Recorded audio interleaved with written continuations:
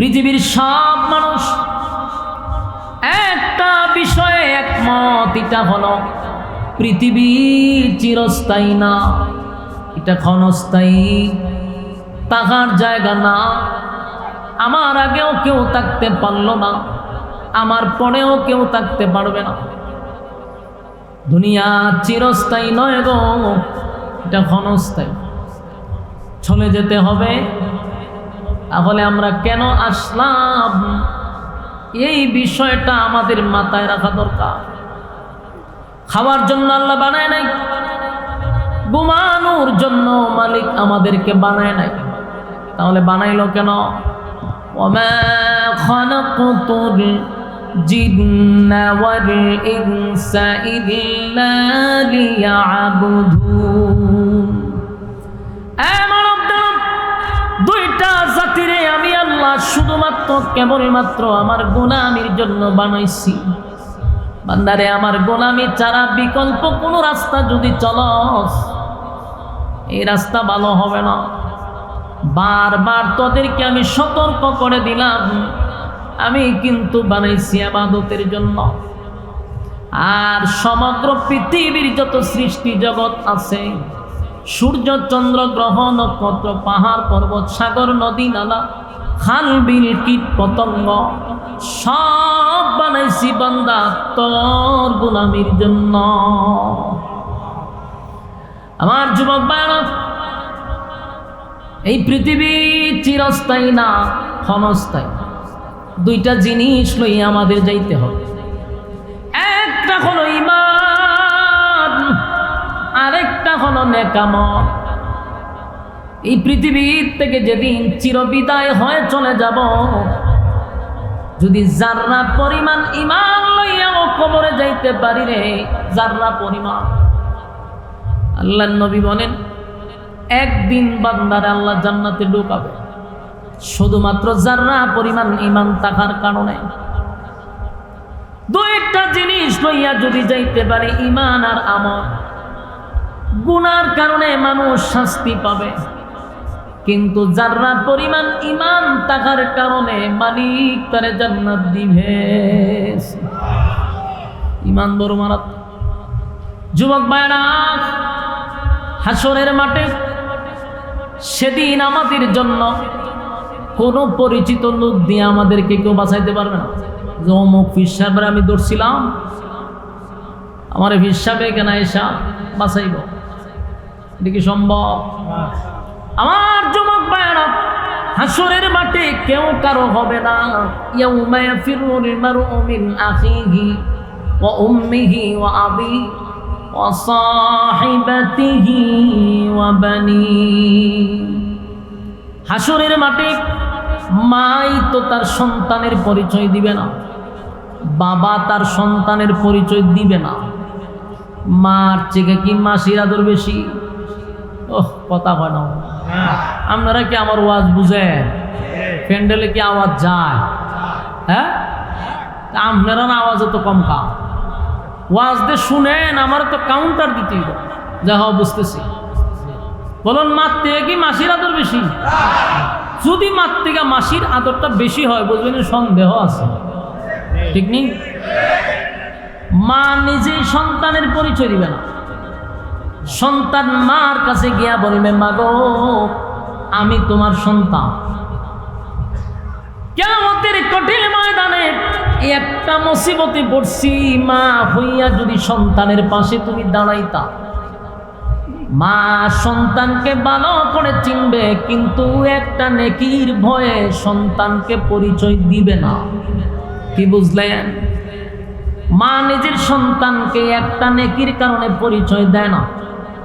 বাবার কাছে যাবে, বাবাও চিন্তা করবো যদি অন পরিচয় দিই, বলে হ তুই আমার ছেলে আসিনি, আমার কাছে তো নেকির কি বুঝে, এলে আমি বিয়েই করছি না, ফুলাইব হইতে। যুবক ভাইরা চিন্তা করেন, আসরের মাঠ এটা কত ভয়ঙ্কর। মা তার সন্তানকে পরিচয় দেয় না, বাবা সন্তানের পরিচয় দেয় না, তার মানে কেউ কারো হবে না।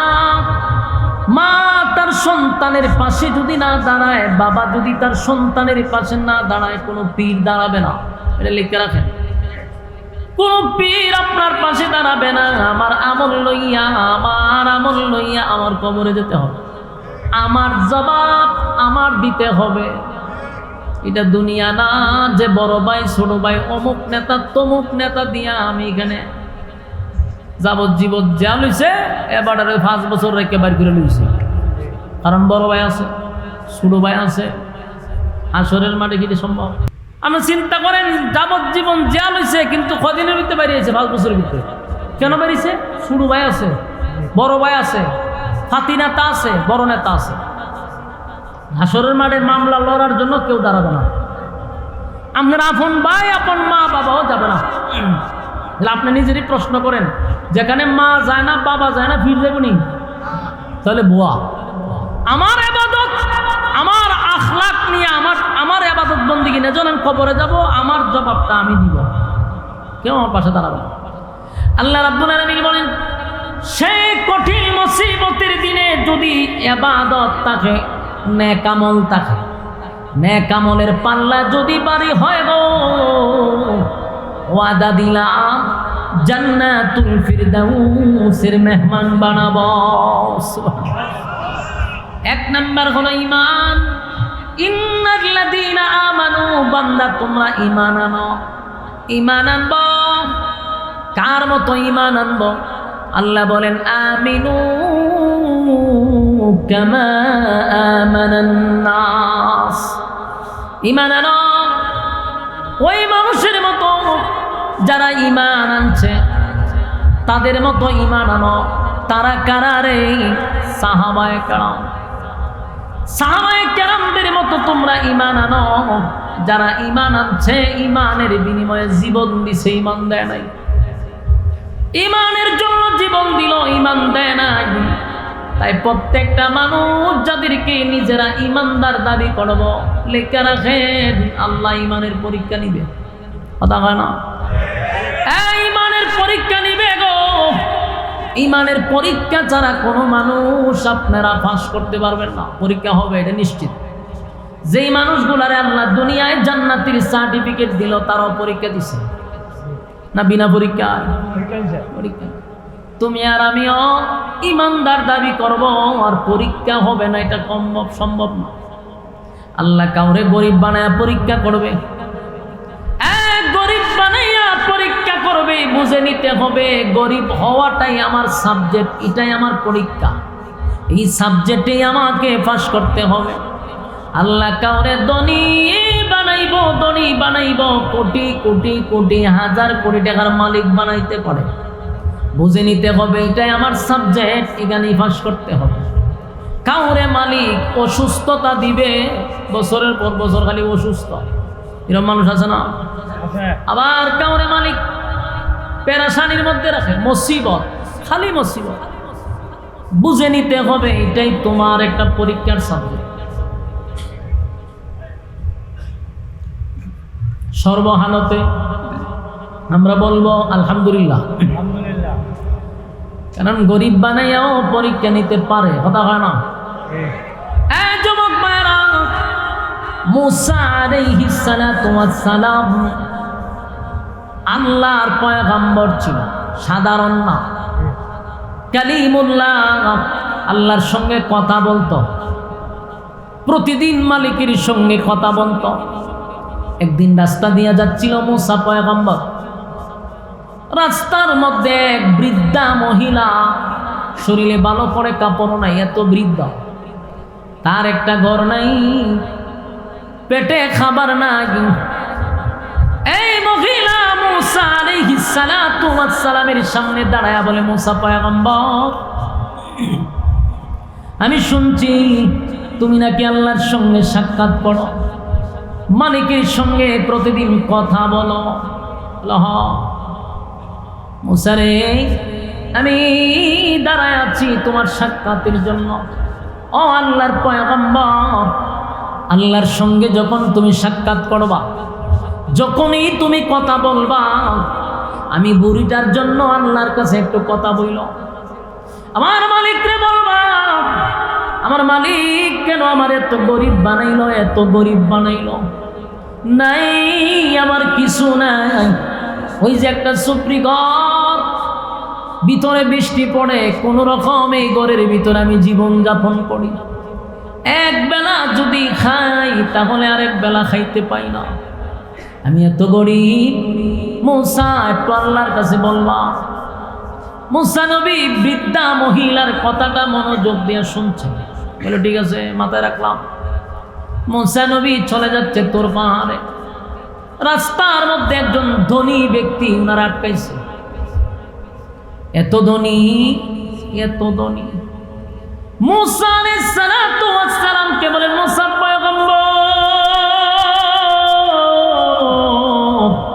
শুনছি আল্লাহর সঙ্গে আপনি কথা বলেন প্রতিদিন, নাকি আপনি সাক্ষাৎ করেন? মুসা পয়গম্বর, আপনি আল্লাহর কাছে কথা বলার শেষে আমার কথা একটু বলবেন। আমার একটা কাজ হলো, আল্লাহ আমারে এত সম্পদ দিছে, এত সম্পদ, এত সম্পদ, আমি আর এই সম্পদের লোড বহন করতে পারি না। এত কেন দিল? আমার এত সম্পদের দরকার নেই। আপনি একটু আল্লাহরে বলবেন, মালিক যেন আমার সম্পদ কমায়া দেয়, কমায়া দেয়। এত সম্পদের আমার দরকার নেই। আপনি একটু আল্লাহরে কইবেন। মুসা নবী কইটা বলা হয়, ঠিক আছে আমি বলবো। মুসা আলাইহিস সালাতু ওয়াস সালাম তোর পাহাড়ের উদ্দেশ্যে রওনা দিছে। রাস্তার মধ্যে দেখে একজন লোক হাঁটতে পারে না, পা নাই, হাতও নাই, জবান আছে। কথাগুলো একটু মনোযোগ দিয়ে শুনেন। প্রথম আটকাইছে কে? গরিব, এরপরে ধনী, এখন প্রতিবন্ধী, পা নাই, হাতও নাই, শুধু কথা বলতে পারে। মুসা আলাইহিস সালাতু ওয়াস সালাম তাকায় দেয়, একেবারে নিচে ঘুরে নিচে, পাও নাই, হাতও নাই, হারিতে পারে না। নিচ থেকে কয়, মুসা পয়গম্বর, আপনি আল্লাহর পয়গম্বর, জানি আপনি নাকি আল্লাহর সঙ্গে কথা বলেন। বড় আশা লইয়া সারাটা দিন আপনার অপেক্ষায় আমি এখানে দাঁড়ায় আছি, শুয়ে আছি। একটু আমার দিকে তাকান, তাকায়া দেখেন আমার পা দুইটা নাই। মুসা পয়গম্বর, আমার দুইটা হাত নাই গো, আমার দুইটা পাও নাই। মুসা রে, আমি শুধু এতটুকু জানতে চাই আমার মালিকের কাছে, যে আপনি একটু আল্লাহর জিগাইবেন, আমারে কোন খামে বানাইছে, আমারে কোন খামে বানাইছে? আমার দিয়ে হাতও নাই, পাও নাই, আমি খাই আর ঘুমাই, এটা আমার খাম কিতা? আমার আল্লাহ কেন বানাইল? আপনি আল্লাহর একটু জিগাইন, আমার মালিক যে আমারে বানাইছে কোনো কাজের জন্য বানাইছে কিনা, না বেহুদই বানাইছে আমারে? দুনিয়া তো আমার বরবাদ হয়ে গেল, কারণ আমার হাতও নাই, পাও নাই। তাই আমার আল্লাহ যেন আমারে জানায় যে আমারে কোনো খামের লেগে বানাইছে। তিন ব্যক্তির অভিযোগ লইয়া মুসা পয়গম্বর চলে গেল তুর পাহাড়ে। আল্লাহর সঙ্গে কথা বলতে লাগলো। কথা বলার এক পর্যায়ে মুসা আলাইহিস সালাতু ওয়াস সালাম বললেন, মালিক, আপনার কাছ দিয়ে যাওয়ার আগে, কথা বলার শেষ হওয়ার আগে তিনটা ব্যক্তির অভিযোগ জানাইতে চাই। আল্লাহ জানেনি? কথা কয় না, আল্লাহ তো সবই জানে। কও শুনি। এক নাম্বার অভিযোগ হলো, একটা বৃদ্ধা মহিলা রাস্তার মধ্যে আমার আটকাইছে। তার অভিযোগ হলো তার কিছুই নাই। তার এত গরিব কেন বানাইলেন? আমার কাছে বলছে আপনি যেন তারে ধন সম্পদ দেন। এটা হলো প্রথম মহিলার অভিযোগ, যে গরিব, আল্লাহরে কই আমার কিছু দিত। দুই নম্বর ব্যক্তি হলো মালিক, তারে এত ধন সম্পদ দিছেন, এখন আর সে সম্পদ নিতে চায় না। তার ধন সম্পদ কিভাবে কমবে, কিভাবে নষ্ট হবে, আপনি আল্লাহ বইলা দিতেন। তিন নাম্বার ব্যক্তিটা হলো, তিন নাম্বার ব্যক্তিটার হাতও নাই, পাও নাই, এক বুক কষ্ট লইয়া আমারে প্রশ্ন করছে কেন তারে বানাইছে। কোন কাজের জন্য যদি বানায় থাকেন, আল্লাহ আমারে যেন আপনি বলেন। তিন প্রশ্নের জবাব আল্লাহ দিয়ে দিছে। মুসা আলাইহিস সালাতু ওয়াস সালাম আবার রওনা দিছে। যাওয়ার সময় রওনা দিছে, প্রথম ব্যক্তি আটকাইছে। প্রথম ব্যক্তি হলো ওই বুড়ি বেটে আটকাইছে। বুড়ি হয়ে ঘটনা কি তা কথাটা তো হয়েছে নি বলা হয়েছে। তো তখন সিদ্ধান্ত কি হয়েছে? মুসা আলাইহিস সালাতু ওয়াস সালাম বলেন, বুড়িমা আপনার এই হালত আমি আল্লাহর কাছে বলছি, মালিক আপনাকে যে সাজেশন দিছে এটা মাইনা চললে আপনার ধন সম্পদ বেড়ে দেব। আল্লাহ কি বলছে? আল্লাহ বলছে আপনি বেশি বেশি বেশি মালিকের শুকরিয়া আদায় করতেন। সুবহানাল্লাহ কইবে। আচ্ছা আপনারা কি ব্রাহ্মণবাড়িয়ার মানুষ নাই কেন অকল বৈতল মমি সিংহাইছে না? লক্ষণ আমার বুঝতেই মতো ব্রাহ্মণবাড়ির বাড়েন তিরম না ট্যাঙ্কারটা মিছিল করে যায় বাড়েনতে হেডা মেডা লইয়া বাড়ি জায়গা, কিন্তু আওয়াজও তো বোঝা যায় মমি সিংহাইছে নি। লক্ষণই রম বোঝা যাইতেছে ব্রাহ্মণবাড়ির বেড়ান মানে একটা আওয়াজ থাকে হুঙ্কার থাকে, ঠ্যাং একটা মিছিল করে। বাপরে বাপ বাপরে আমরা ডরাই। কিন্তু আজকে আমি বুঝতেছি যে আমি কোনো এক উত্তরবঙ্গে আইছি, আল্লাহর কাছে তো আওয়াজ দিয়ে নি কেন? সুবহানাল্লাহ আসেনি, শিকার আসেনি। আমরা কি করব? শুকরিয়া আদায় করব। যারা গরিব শুকরিয়া আদায় করব। মুসা আলাইহিস সালাতু ওয়াস সালাম বললেন, মা আমার আল্লাহ বলছেন আপনি বেশি বেশি বেশি বেশি করে মালিকের শুকরিয়া আদায় করতেন, তাহলে আল্লাহ আপনার ধন সম্পদ বাড়ায়া দিবে। বেডির কাছে মেজাজ গরম হইয়া, বেশি বুড়া হইলে মেজাজটা হয় একটু গরম, কেটকিটটা মেজাজটা হয় বেশি। যারা বুড়ার সাথে কথা হয়ে দেখেন টাস করে বসুতে জায়গা বালা কথা তো সেটা জায়গা। তুই মহিলার জন কইছে আপনি বেশি বেশি করে শুকরিয়া আদায় করে নেই, বেডি গেছে সেটা হয় মিয়া শুকরিয়া আদায় করতাম। আমি কিতা দিছে আমারে, আমি কিতাব দিয়ে শুকরিয়া আদায় করতাম, দিলেন না করতাম। আমার কিতা আছে আমি শুকরিয়া আদায় করতাম। বেডি এমন সেটা সেচ্ছে আমারে দেই নাই কিচ্ছু, আবার হয় বলে আমি বলে শুকরিয়া আদায় করতাম। যখন সেটা সেটি শুরু করছে এখন কিচ্ছুই দিছে না। ছায়া দেহে বেডি যে একটা জুফরিগর আছি যে বাতাসে উড়াই লেগেছে, ওনার থাকবো কৌ এটা তুই থাকতো, কিন্তু বাতাসে এটাও উড়াই লেগেছে, যা আছে এটাও শেষ। যেটা গেছে গা এখন বোঝা যায় এটার কদর আসেনি। থাকলে জিনিসের কদর নাই, গেলে গা এটার কদর বাড়ে না। হয় আগে গেলে ঘুমাইতো, এখন তো ঘুমো নাই। তো বেটি যদি শুকরিয়া আদায় করতো আল্লাহ বাড়াই দিত। হয় আমার কিচ্ছু দিছে না আমি শুকরিয়া আদায় করতাম না। আল্লাহ হতেন না দিছি না, যখন জুফরি ওটা লয়ে যাই গা বাতাসে দিছে উড়াই লয়ে গেছে গা। মহিলা শুকরিয়া আদায় করতে রাজি না। মুসা আলাইহিস সালাতু ওয়াস সালাম এই কথা বইলা সামনের দিকে রওনা দিছে। ধনী ব্যক্তি আটকাইছে, আল্লাহর পয়গম্বর আমি আপনার অপেক্ষায় অপেক্ষায় এতক্ষণ ধরে এখানে দাঁড়ায় আছি, কখন আসবেন আর কখন জানাবেন? বলে আমি আপনারে বলছিলাম যে আমার ধন সম্পদ বেশি, এত বেশি এত বেশি এত বেশি এত বেশি, কোন কাজ করলে পরে আমার ধন সম্পদ কমে যাবে সেটা আপনি আমাকে একটু জানায়া দেওয়ার জন্য। মুসা আলাইহিস সালাতু ওয়াস সালাম বলেন, আল্লাহ বলছে তুমি আল্লাহর নিয়ামতের শুকরিয়া আদায় করো না, শুকরিয়া আদায় করা বন্ধ করে দাও। তুমি আল্লাহর শুকরিয়া আদায় করাটা বন্ধ করে দাও। যদি মালিকের শুকরিয়া আদায় না করো তাহলে তোমার ধন সম্পদ কমে যাবে।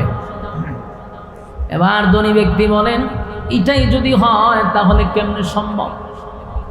যেই মালিক আমার হিরো জিরোর থেকে হিরো বানাইছে, আমার মালিক আমার জিরোর থেকে হিরো বানাইলো, আমার ছিলই না কিছু, আমার মালিক আমার এত ধন সম্পদের মালিক বানাইলো। এখন বুঝি আমার মালিকের প্রশংসা বাদ দিয়া দিব? এটা তো সম্ভব না। আমার যদি তামাম পৃথিবীও হয়ে যায় আমি আল্লাহর শুকরিয়া আদায় করা বন্ধ করব না। বন্ধ করে না, ধন সম্পদ খালি বাড়ে। এই জন্য বেশি বেশি বেশি বেশি করে আল্লাহর শুকরিয়া আদায় করা হতা হয় না। লাইন শাকারতুম লাযিদান্নাকুম ওয়া লাইন কাফারতুম ইন্না আযাবি লাশাদীদ। তোমরা যদি আমার নিয়ামতের শুকরিয়া আদায় করো বাড়ায়া দিব, আর যদি শুকরিয়া আদায় না করো আযাব দিব। আমরা কোনটা করব? সর্বহালতে আমরা বলবো আলহামদুলিল্লাহ। কথা হয় না? বড় লোক মানুষ স্বীকার করে নিল মালিক আমার এত সম্পদ দিল, আমি কেমনে রে মালিকের না শুকরিয়া আদায় করি? এটা আমার দ্বারা সম্ভব না। আল্লাহ তার প্রতি আরো খুশি হয়ে আরো বাড়াইতেছে। সুবহানাল্লাহ। শেষে গেছে প্রতিবন্ধীর কাছে। মুসা আলাইহিস সালাতু ওয়াস সালাম দেখেন হাত নাই পা নাই, লোকটা অপেক্ষায় আছে। এই মুসা পয়গম্বর,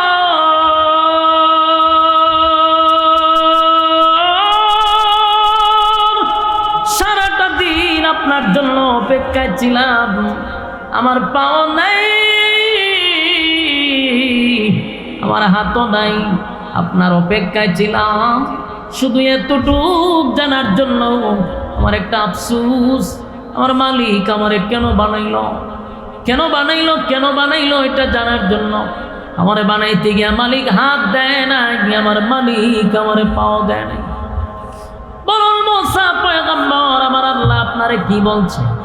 মুসা পয়গম্বর বলেন, শোনো, আমার আল্লাহরে তোমার ব্যাপারে জিজ্ঞাসা করছিলাম। মালিক বলছে জাহান্নামের ভিতরে একটা ছোট্ট গর্ত আছে, এই গর্তটা তোমার শরীরে সমান। এই গর্ত আর তোমার শরীরটা সমান, ওই জায়গাটা খাটবার লাগে আল্লাহ তোমারে বানাইছে। সুবহানাল্লাহ। জাহান্নামের ভিতরে আল্লাহ ঢুকাইব, সুবহানাল্লাহ বলে। কোনা কুন্ডা লাগাইতে ওইটাও জানে না, মিলাই লিল একটা যে হান্দি লাগে, চিন্তা করে দেখছে যে হান্দি লাগে লাগাইলাম। মুসা আলাইহিস সালাতু ওয়াস সালাম কয়, তোমার তো এমন এক জায়গার লেগে বানাইছে যে জাহান্নামের ভিতরে ছোট্ট একটা গর্ত আছে, এইটার বডিটা তোমার সমান হয়। আল্লাহ চিন্তা করছে যে এইটা তুই তোমার ঢুকাই দিব। তখন হে কিতা করছে, আমরা তো হলে বলে দূর দূর দূর দূর মিয়া, এই খবর লাগে নি তোমার দ্বারা ইসলাম, সে তার কথা নেই, সেটা মিথ্যা, আমরা ভাইয়ার গেলাম বলে। কিন্তু এই লোক কি কইছে জানে, এই লোক ওই নিচে ভরি লাফাইতেছে, এমন খুশি হয়েছে, চিৎকার দেয়া কয় আলহামদুলিল্লাহ, এতদিনে আমি বুঝতে পারলাম আমার মালিক আমারে বেহুদা বানাইছে না, আমারে কোনো একটা কাজের লাইগা আমারে বানাইছে। আমি আমার মালিকের সিদ্ধান্তের উপরে আলহামদুলিল্লাহ। মুসা পয়গম্বর, যদি আমার মালিক আমার জাহান্নামের গর্ত বরট করার লেগা বানায়া থাকে, মালিকের এই সিদ্ধান্তের উপরে আমিও আলহামদুলিল্লাহ। এতদিন পরে বুঝতে পারলাম মালিক আমারে কোনো কাজের লেগে বানাইছে, বেহুদা বানাইছে। এই মালিকের প্রশংসা শুরু করলো। আল্লাহ তার এই প্রশংসা শুইনা সাথে সাথে মালিক খুশি হয়ে গেছে। আল্লাহ তারে পূর্ণ সুস্থতা দান করছে। জোরে জোরে কোন সুবহানাল্লাহ। আমার যুবক ভাইরা, এখান থেকে আমার আপনার শিকার দরকার আছে। আল্লাহ কাউরে গরিব বানাবে, পরীক্ষা করবে, কাউরে ধনী বানাবে, পরীক্ষা করবে, কাউরে মুসিবত দিবে, পরীক্ষা করবে। কথা বলো যেন আল্লাহ বলেন আমিনু কামা আমানান নাস, তোমরা ঈমান আনো তাদের মতো। তারা কারা?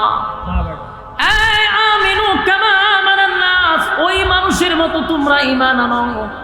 ওই মানুষ বলতে আব্দুল্লাহ বিন তামের, উনিও হতে পারে, আসিয়াও হতে পারে, সাহাবায়ে কেরামদের মতো মানুষ হতে পারে, কারণ তারা ঈমানের পরীক্ষায় উত্তীর্ণ হয়েছে রে।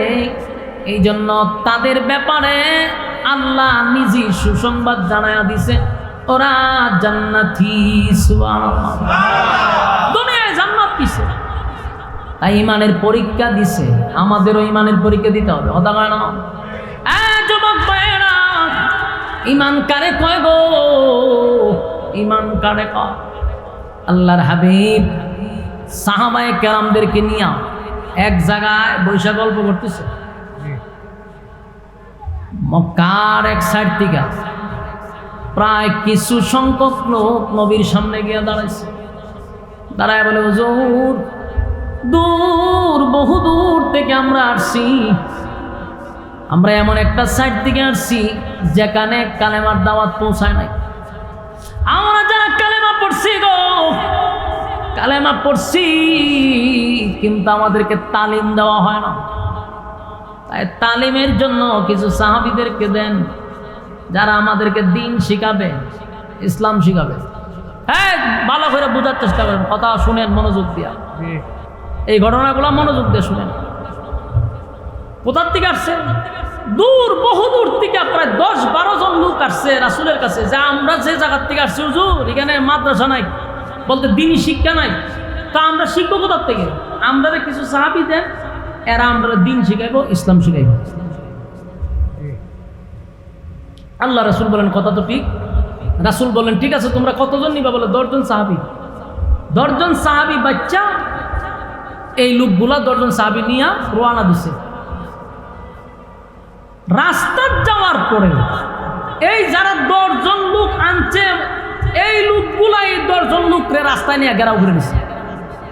তার মানে কি বুঝলেন? যারা গেছে সাহাবীদেরকে আনার জন্য, এরা কি মুসলমান ছিল? মুনাফিক।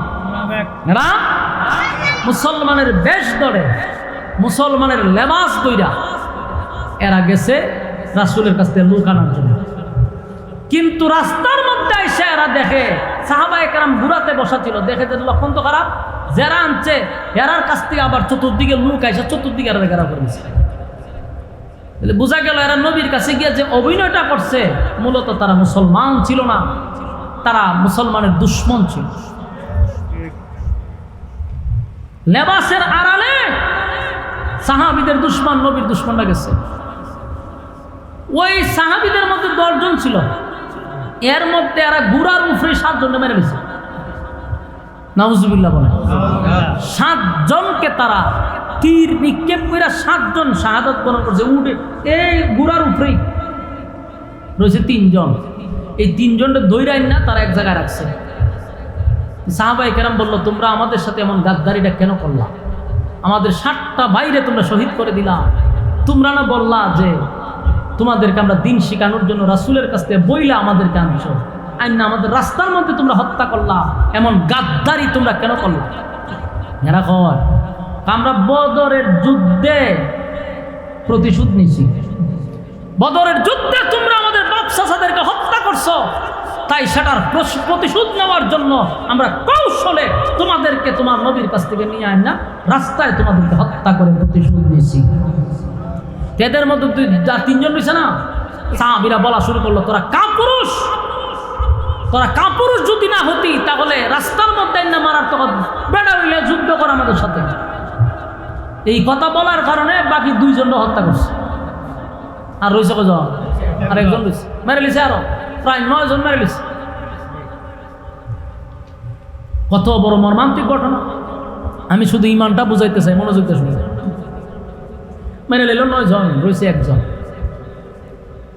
এই 1 জনকে পিছন দিয়ে হাত বাঁধছে, বান্ধা জোর দবস্তি কইরা এক ঘরের ভিতরে বন্দি করে রেখে দিছে। তো ঘরের ভিতরে বন্দি করে রাখছে, খাওয়ান দেয় না, পানি দেয় না। এমন অবস্থা কয়দিন মানুষ বাঁচে? খাওয়ানো নাই, পানিও নাই, নির্মমভাবে তাদেরকে ঘরের মধ্যে বন্দি করে রাখছে। এই সাহাবী এই ঘরের ভিতরে বন্দি। এই যেই ঘরের ভিতরে বন্দি করে রাখছে, এই ঘরের পাশে আরেকটা ঘর ছিল, ওখানে একজন মহিলা ছিল। এই মহিলা ছিল যারা দইরা আনছে সাহাবীরে, তাদের বোন ছিল। এই মহিলা চিন্তা করলো, এই ঘরের মধ্যে একটা লোকরে বন্দি করে রাখলো, খাওয়ানো দেয় না, পানিও দেয় না, বাচ্চা না মরছে, এরা তো একবার দেখাও না, দেখি যান মরে নিয়ে গেছে গা। দরজার সাইডে খুললা দেখে যেন মরে নাই, উনি সুস্থ আছে এবং ওনার মধ্যে টেনশনের কোনো চাপও নাই। আছে না যে আমার বন্দি ঘুরে রাখছে, মানসিক একটা চাপ, কষ্ট, পেরেশানি, মেরা নিলা, এরকম কোনো চাপ নাই। তুই মহিলা তাকায় চিন্তা করতেছিস, লোকটা খাইলো কি? এতদিন ধরে যেটার ভিতরে রাখলাম, খাওয়ানো দিল না, মারবার এতে রাখছে, মরল না, শরীরও বালা, চেহারার মধ্যে পেরেশানির কোনো চাপ নাই। কতক্ষণ তাকায়া দেখে ওনার মাথার উপরে এমন কিছু ফল দেখা যায় যে ফলগুলা আরবে কোনো সময় অতীতে দেখে নাই। সুবহানাল্লাহ আছে। এই মহিলা তার সূর্যিয়েছে, এই ঘর তো চতুর্দিকে বন্দি, ফল এনে দিল কেন?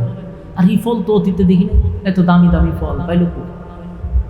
তখন উনি ওই মহিলা দরজার থেকে জিজ্ঞাসা করতেছে যে তোমার তো বন্দি ঘুরে রাখা হয়েছে ঘরের ভিতরে, বাহির দিয়ে তালা মারা, ঘরে ঢোকার কোনো সিস্টেম নাই, আজকে কয়েকদিন যাবত তোমাকে এক ফোঁটা পানিও দেওয়া হয় না, তোমার এই ফলগুলা দিল কে? আর তুমি তো বাক্কাইডি খাইতেছ, ঘটনা কি? তখন বলল, তোমার ভাইয়েরা যেই রবের উপরে ঈমান আনার কারণে আমাকে ঘরে বন্দি ঘুরে রাখছে, সেই রব আমাকে এতদিন ধরে খাওয়াইতেছে। ইমান এমন এক জিনিস, আমারে খাওয়াইতেছে আমার রব। এই মহিলা আশ্চর্য হইছে। চিন্তা করেন, আল্লাহ তাআলা কুদরতি ভাবে আসমানি ফয়সালা জান্নাতি ফল খাওয়াইতেছে বলেন। মহিলাটি দেখছে তো কয়েকদিন পর পর্যন্ত ওনারে তার মারা যায় না, শহীদ হয় না, এই জন্য কাফেররা চিন্তা করলো যে ওনারে হত্যা করবে। এরপর একজন লোক এসে বলতেছে, কিছুক্ষণ পরেই তোমাকে হত্যা করা হবে, প্রস্তুতি নাও। ওনার মধ্যে কোনো চাপ নাই, টেনশনের কোনো চিন্তা নাই। আসলে একটা চিন্তার বাঁশ থাকে মাথায়, চেহারা এরকম না, ফ্রেশ। ঘর থেকে ওনাকে বাহির করছে, বাহির কইরা ওনার সামনে নিয়ে যেখানে রাখছে, পিছনে একটা খাট, এরকম খাটের বড় একটা তক্তা রাখছে, এটার মধ্যে ওনার এইভাবে রাখছে। এই হাতের মধ্যে ফেরাক ঢুকাইছে, হাতে দিয়া ফেরাক ঢুকাই এইভাবে ওনার এইভাবে রাখছে। চিন্তা করেন যে ঢুকাইবার আগে ওনার যখন স্টেজও তুলবো, এটি খাটের উপরে দাঁড় করাইছে। জিগায়, শেষ ইচ্ছা কি তোমার বলো? উনি বলেন, আমার শেষ ইচ্ছা 2 রাকাত নামাজ। সুবহানাল্লাহ। নামাজও দাঁড়াইছে, নামাজ দাঁড়াইছে পরে উনি শর্টকাটে নামাজ শেষ করছে। কাফেররা যারা ওনারে বন্দি করছে, এরা জিজ্ঞাসা করলো, তোমার তো একটা সুযোগ আছে নামাজটা একটু লম্বা করা, এত শর্টকাট করলা কেন? উনি যে উত্তর দিছে যে আমি যদি নামাজ লম্বা করতাম, নামাজে যখন দাঁড়াইছি নামাজে স্বাদ পাইছি, খুব মজা পাইছি, আমি এত মজা পাইছি নামাজ ছাড়তে মন চায় নাই। কিন্তু চিন্তা করছি, আমি যদি নামাজ লম্বা করি আর তোরা যদি কস বলে মুসলমানরা মরণকে ভয় পায়, এই জন্য নামাজে দেরি করতেছে। এই কথা যখন স্মরণ হয়েছে, আমি নামাজটা শর্টকাট করছি। সুবহানাল্লাহ। এই সাহাবীর নাম ছিল খুবাইব রাদিয়াল্লাহু তাআলা আনহু। উনি চোখের পানি ছেড়ে দিয়া বলেন, আমি আমার মরণের জন্য তোদেরকে হাসতেও দিব না, তোরা যেন এই জিনিসটা চিন্তাও করতে পারোস না যে মুসলমানরা মরণের ভয়ে নামাজ লম্বা করছে, এই নামাজ শর্টকাট করছে। ওনারা যখন খাটের সঙ্গে দাঁড় করাইছে, 2 হাতে ভালো করে প্যারাক মারছে, পায়ে প্যারাক মারছে, শরীরে প্যারাক মারছে। যুবক ভাইরা আমার, একটা জীবন্ত মানুষের শরীরে যদি প্যারাক মারা হয় কেমন কষ্ট হয় সেটা কি আপনার রোয়াজ করে হন লাগবো?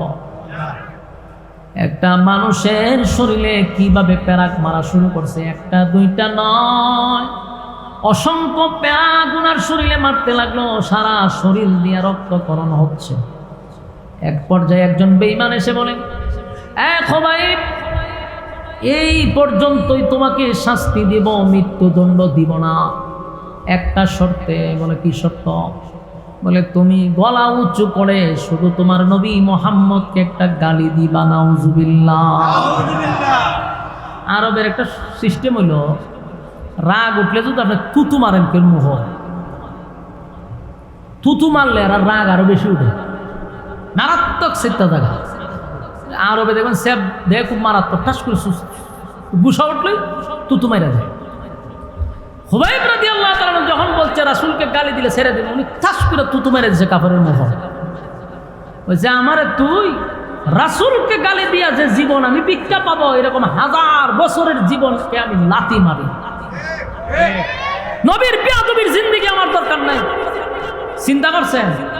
এরা কয় ঈমান, এটা কয় কথা কয় না। ঈমানের জন্য এত বড় সুযোগ দেওয়া হলো, একটা গালির বিনিময়ে তোমাকে ছেড়ে দিব। খুবাইব রাদিয়াল্লাহু তাআলা বলেন, আমাকে যদি 1000 বছর জীবন ভিক্ষা দেওয়া হয় রে, আর আমার নবীরে গালি দেওয়ার কথা বলস, জিন্দেগি তো আমার জবান থেকে বাইর হবে না, 1000 বার মরতে রাজি। খুবাইব রাদিয়াল্লাহু তাআলা কে তারা একে একে প্যারাক মারতে মারতে মারতে দুনিয়াতে বিদায় করে দিছে। উনি ঈমান দেয় নাই, ঈমান দেয় নাই, জীবন দিয়া দিছে। যুবক ভাইরা, ওনার শহীদ হওয়ার পরে কিছুদিন পরে ওই যে মহিলা যে দেখছিল দৃশ্যটা, কাফেরের বোন, এই মহিলা গেছে রাসূলের দরবারে, গিয়া সেখানে গিয়ে কালেমা পড়ে ঈমান আনছে। সাহাবায়ে কেরাম জিজ্ঞাসা করলো, তুমি কেন কালেমা পড়লা? বলে, আমি আমার ভাই খুবাইবরে যখন আমার ভাইয়েরা বন্দি করে রাখলো, আমি গোপনে যা দেখছি সেদিনই আমি বুঝতে পারছি যে উনি সাধারণ কোন রবের উপর ঈমান আনে না, যে রব মানে ঘরের ভিতরে ফল খাওয়ায়। এই মহিলা কালেমা পড়ে ঈমান আনছে। যুবক ভাইরা, আমিনু কামা আমানান নাস, আল্লাহ বলেন তোমরা ঈমান আনো ওই সাহাবীদের মতো, ওই মানুষদের মতো যারা ঈমান আনছে, কারণ তাদের ঈমানের পরীক্ষায় তারা উত্তীর্ণ হয়েছে। আর আমরা 5 টাকার কাছে ঈমান বিক্রি করি। বাস্তব কইছি না? বাস্তব। বেশি দিন না তো, আর কিছুদিন পরে একেবারে খুব কাছাকাছি আইছে, ইলেকশন আইছে না? এই ইলেকশন আইছে, এখন দেখবেন শাসটল গুলো জমজমাট। আরে শাসটল যে এখন শাসটল চা খাওয়াই না অভাব নাই, পুরা শাসটল ভরপুর থাকে। বোঝা যায় একটা সংসদ বানাইছে, এখানে বয়ে বয়ে সংসদের মতো। আর মাননীয় স্পিকার হলেন ক্যাশবাস করতে বয়ে থাকে, বয়ে ভাও লড়ায়। ব্যবসা ভালো তো, প্রচুর কাস্টমার, একবার বইলে আর 10টা বন্ধু উঠে না। আর কতক্ষণ পরে পরে এক নেতা ঢুকতেছে, চা খাওয়াইতেছে, অসুবিধা কিতা? গুরু মার্কা যাইতেছে গিয়া রং চা খাওয়ায়, ছাগল মার্কা যায় হেও খাওয়ায়, বৈশ মার্কা যায় হেও খাওয়ায়। আর এক ব্যক্তি বুট দিছে গুরু রে, ছাগল রে, বসছে। বুট দেওয়ার কথা একজন রে দিছে, কয়জন রে? 3 জন রে। হের ইমান আছে না গেছে? তুই বহুত ইমান বিক্রি করতিস। যেন আল্লাহ বলেন ইমান আনো ওই মানুষদের মতো যারা ইমানের জন্য জীবন দিছে। ইমানের জন্য কথা হয় না, ইমানের জন্য জীবন দিছে গো। ইমান দেয় নাই, ইমান দেয় নাই, ইমান দেয় নাই, ইমান দেয় নাই। কত সাহাবী জীবন দিয়া দিল, ইমান দেয় নাই। আমরা শুধু বেলালের ঘটনা শুনছি, হাব্বাবের ঘটনা শুনছি, অন্যান্য সাহাবীদের জীবনী শুনছি। তারা বুঝি ইমান দিছে, তারা বুঝি ইমান দেয় নাই। এরাই বুঝি শুধু কষ্ট করছে। না, শুধু তারা নয় রে, অসংখ্য অগণিত সাহাবীরা ইমানের পরীক্ষা দিছে, ইমানের পরীক্ষা দিছে। 13টা বছর মাক্কি জিন্দেগির, 13টা বছর একসাটিয়া একতরফা শুধু মার খাইছে। একসাটিয়া একতরফা খালি মার খাইছে। আল্লাহর পক্ষ থেকে বলা হইল, হাবিব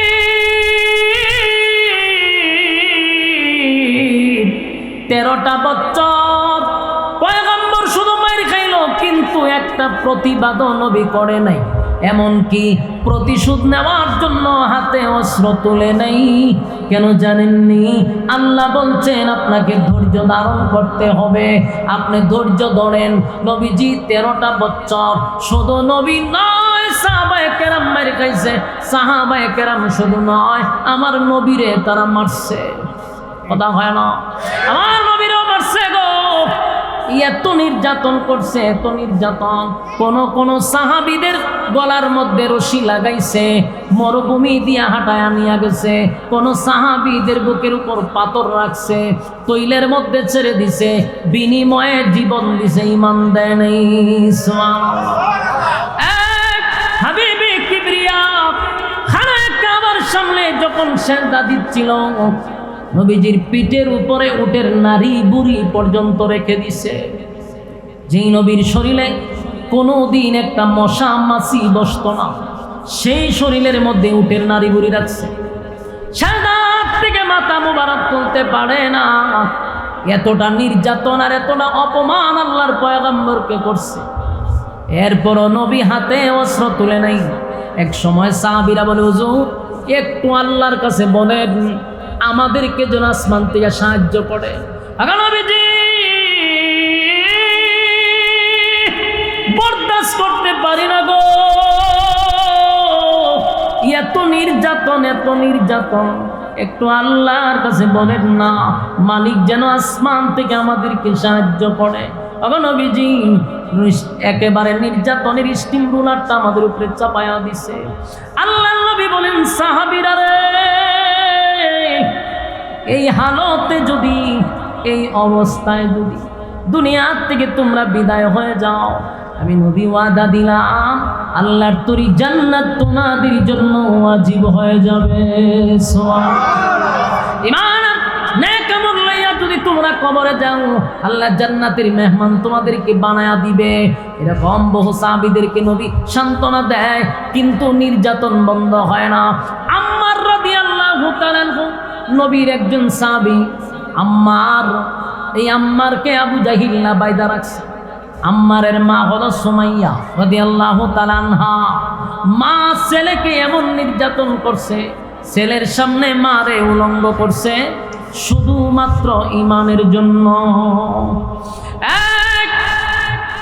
জান্নাতে যাওয়ার আগে,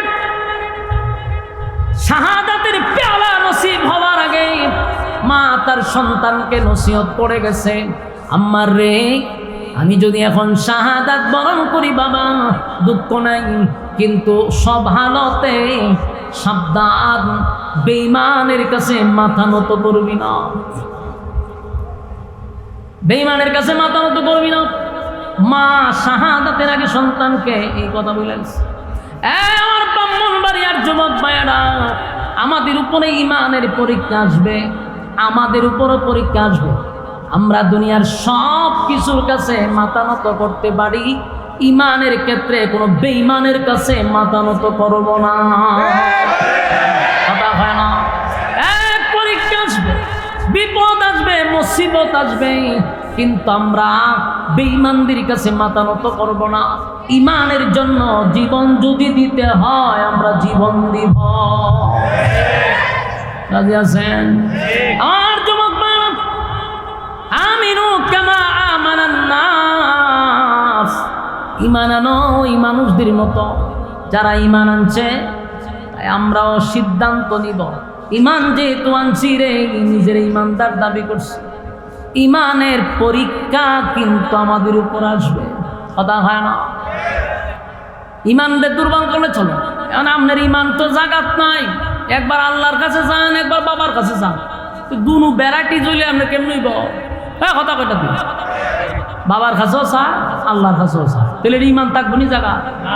আমার সব কিছু কার জন্য?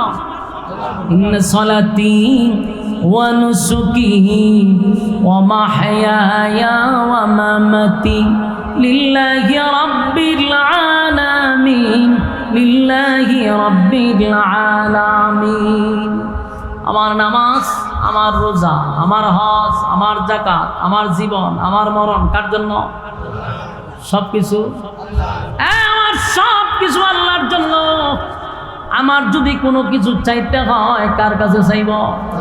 আরো জুড়ে, আমার সন্তান নাই, চাইব কার কাছে?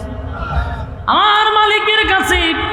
গভীর রজনীতে আপনি যায় নামাজে বসা মালিকের কাছে দোয়া করবেন, আল্লাহ রব্বি হাবিলি মিনাস সালিহিন, আল্লাহ আপনি আমাকে একটা নেককার সন্তান দান করেন। মালিকের কাছে সন্তানের জন্য দোয়া চাইবেন। কসম খোদার কোনো বাবার কাছে যাবেন না, কোনো মাজারে চাইবেন না, কোনো বাজারে চাইবেন না। চাইতে যদি হয় কার কাছে? আর এই কপালটা, এই মাথাটা, এটা কার জন্য?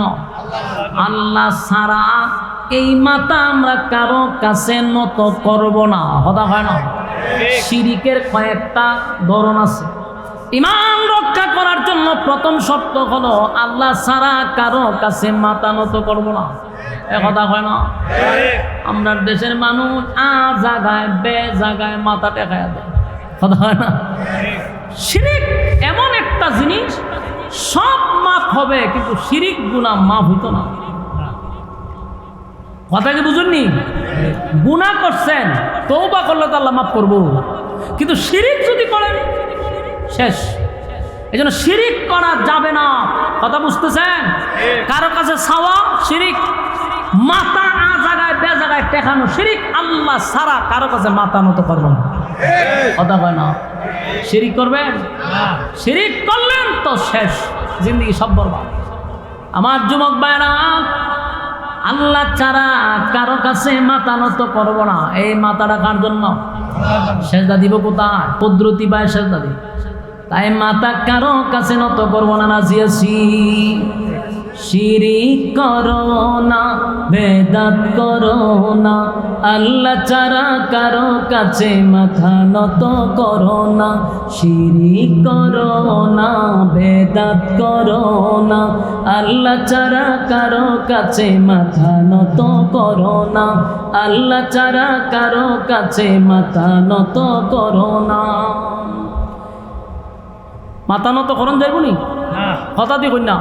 প্রতিটা কথায় আওয়াজ দিতেই তো মাথা মতো করতেছে নেই আরে বাইঙ্গা কোন লাগবে আপনারা রে কত জায়গায় বেজাগায় সেজদা দিয়ে ঘুরে থাকে বাস্তব না বাস্তব শিরিক করো না বেদাত করো না আল্লাহ ছাড়া কারো কাছে মাথা নত করো না শিরিক করো না বেদাত করো না আল্লাহ ছাড়া কারো কাছে মাথা নত করো না পীরের পায়ে ঘরের পীরের পূজা ঘরের পূজা ইসলামেতে নাই আল্লাহ ছাড়া কারো কাছে মাথা যে দোয়ায় পীরের পূজা ঘরের পূজা ইসলামেতে নাই আল্লাহ ছাড়া কারো কাছে মাথা যে দোয়ায় কোরআন পড়ো হাদিস শিখো তার ওদিকে যেও না কোরআন পড়ো হাদিস শিখো তার ওদিকে যেও না শিরিক করো না বেদাত করো না আল্লাহ ছাড়া কারো কাছে মাথা নত করো না শিরিক করো না বেদাত করো না আল্লাহ ছাড়া কারো কাছে মাথা নত করো না এই তরিকা সেই তরিকা অভাবে কিছু নাই রাসূল ছাড়া আর তরিকা মুক্তির উপায় নাই এই তরিকা সেই তরিকা অভাবে কিছু নাই রাসূল ছাড়া আর তরিকা মুক্তির উপায় নাই কোরআন শিখো হাদিস পড়ো তার ওদিকে যেও না শিরিক করো না বেদাত করো না আল্লাহ ছাড়া কারো কাছে মাথা নত করো না শিরিক করো না বেদাত করো না আল্লাহ ছাড়া কারো কাছে মাথা নত করো না রাজি আছি আমার যুবক ভাইরা সব গুনাহ মাফ করে রে কিন্তু শিরিক গুনাহটা আল্লাহ মাফ করতে পারে না এটা মাফ হয় না আল্লাহ সব বরদাস্ত করি কিন্তু শিরিক বরদাস্ত করতে পারি না আমার যুবক ভাইরা শেষ কথা হলো আল্লাহ বলেন ইন্নাল্লাযীনা আমানু ওয়া আমিলুস সালিহাতি কানাত লাহুম জান্নাতুল ফিরদাউসি নুজুলা দুইটা শর্তের বিনিময়ে আমি আল্লাহ তোমাদেরকে জান্নাত দিব একটা শর্ত হলো ঈমান দুই নাম্বার হলো ওয়া আমিলুস সালিহাত দুই নাম্বার হলো নেক আমল দুইটা শর্তের বিনিময়ে কানাত লাহুম জান্নাতুল ফিরদাউসি নুজুলা আমি আল্লাহ ওয়াদা দিলাম জান্নাতের মেহমান বান্দাদেরকে বানাবো আমি আল্লাহ স্বয়ং মেজবান হব চিৎকার দিয়া কোন সুবহান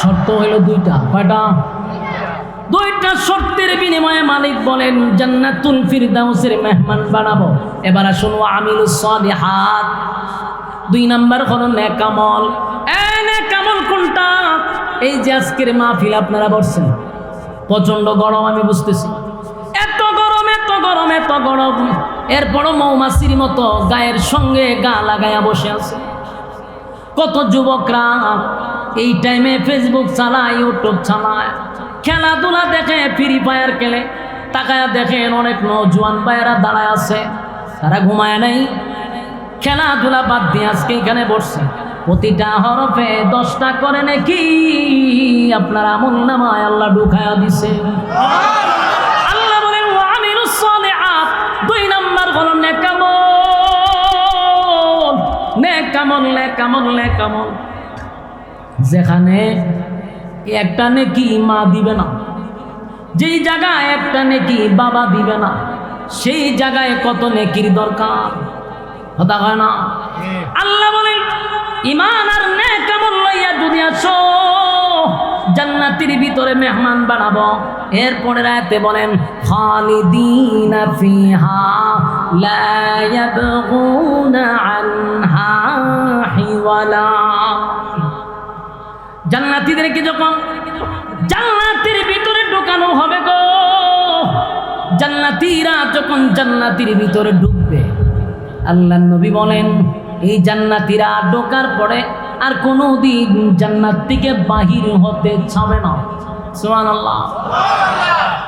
জান্নাতীরা জান্নাতের ভিতরে ঢোকার পরে তাদের সমস্ত যত আশা আকাঙ্ক্ষা ছিল, আফসোস ছিল, নিমিষেই শেষ হয়ে যাবে।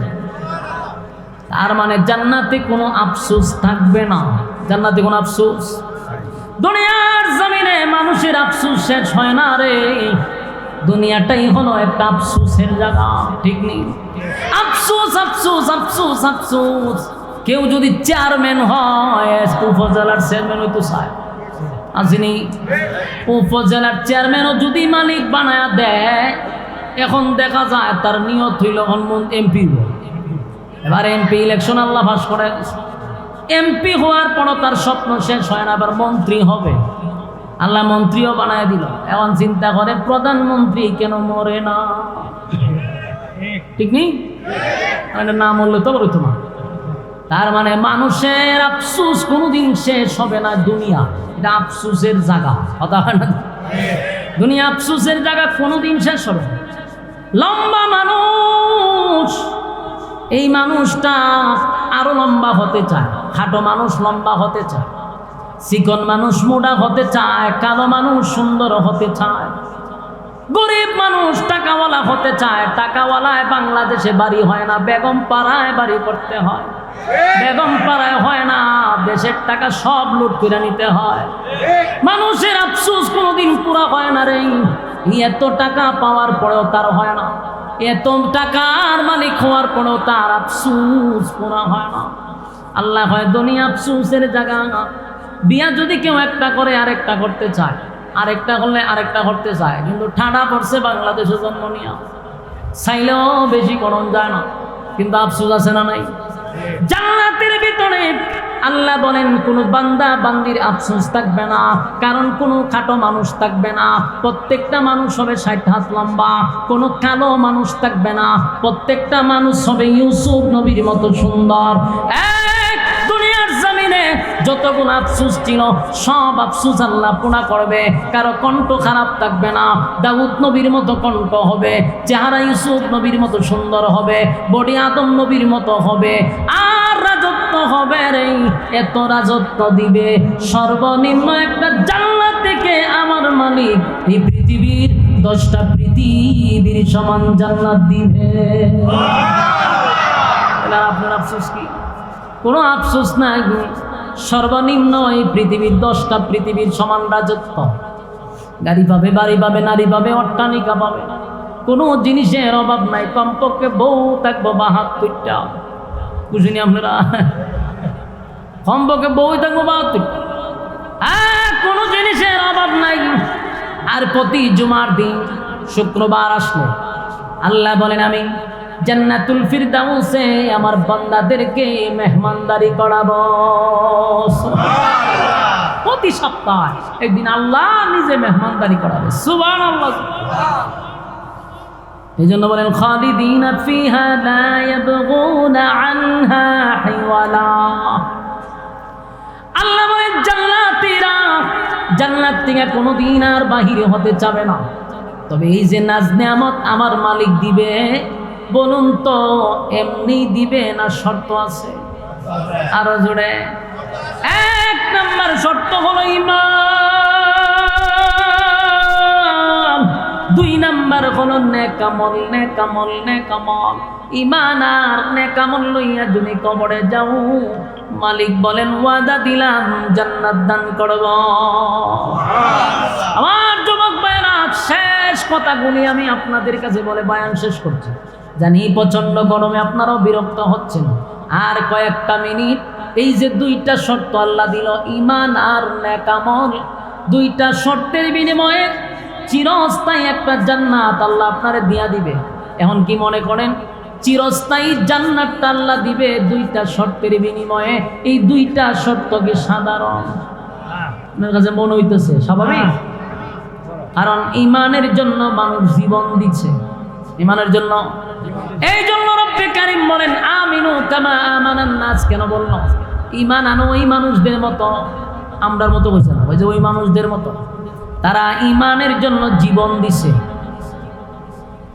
নির্যাতন সহ্য করছে, কিন্তু ঈমান দেয় নাই,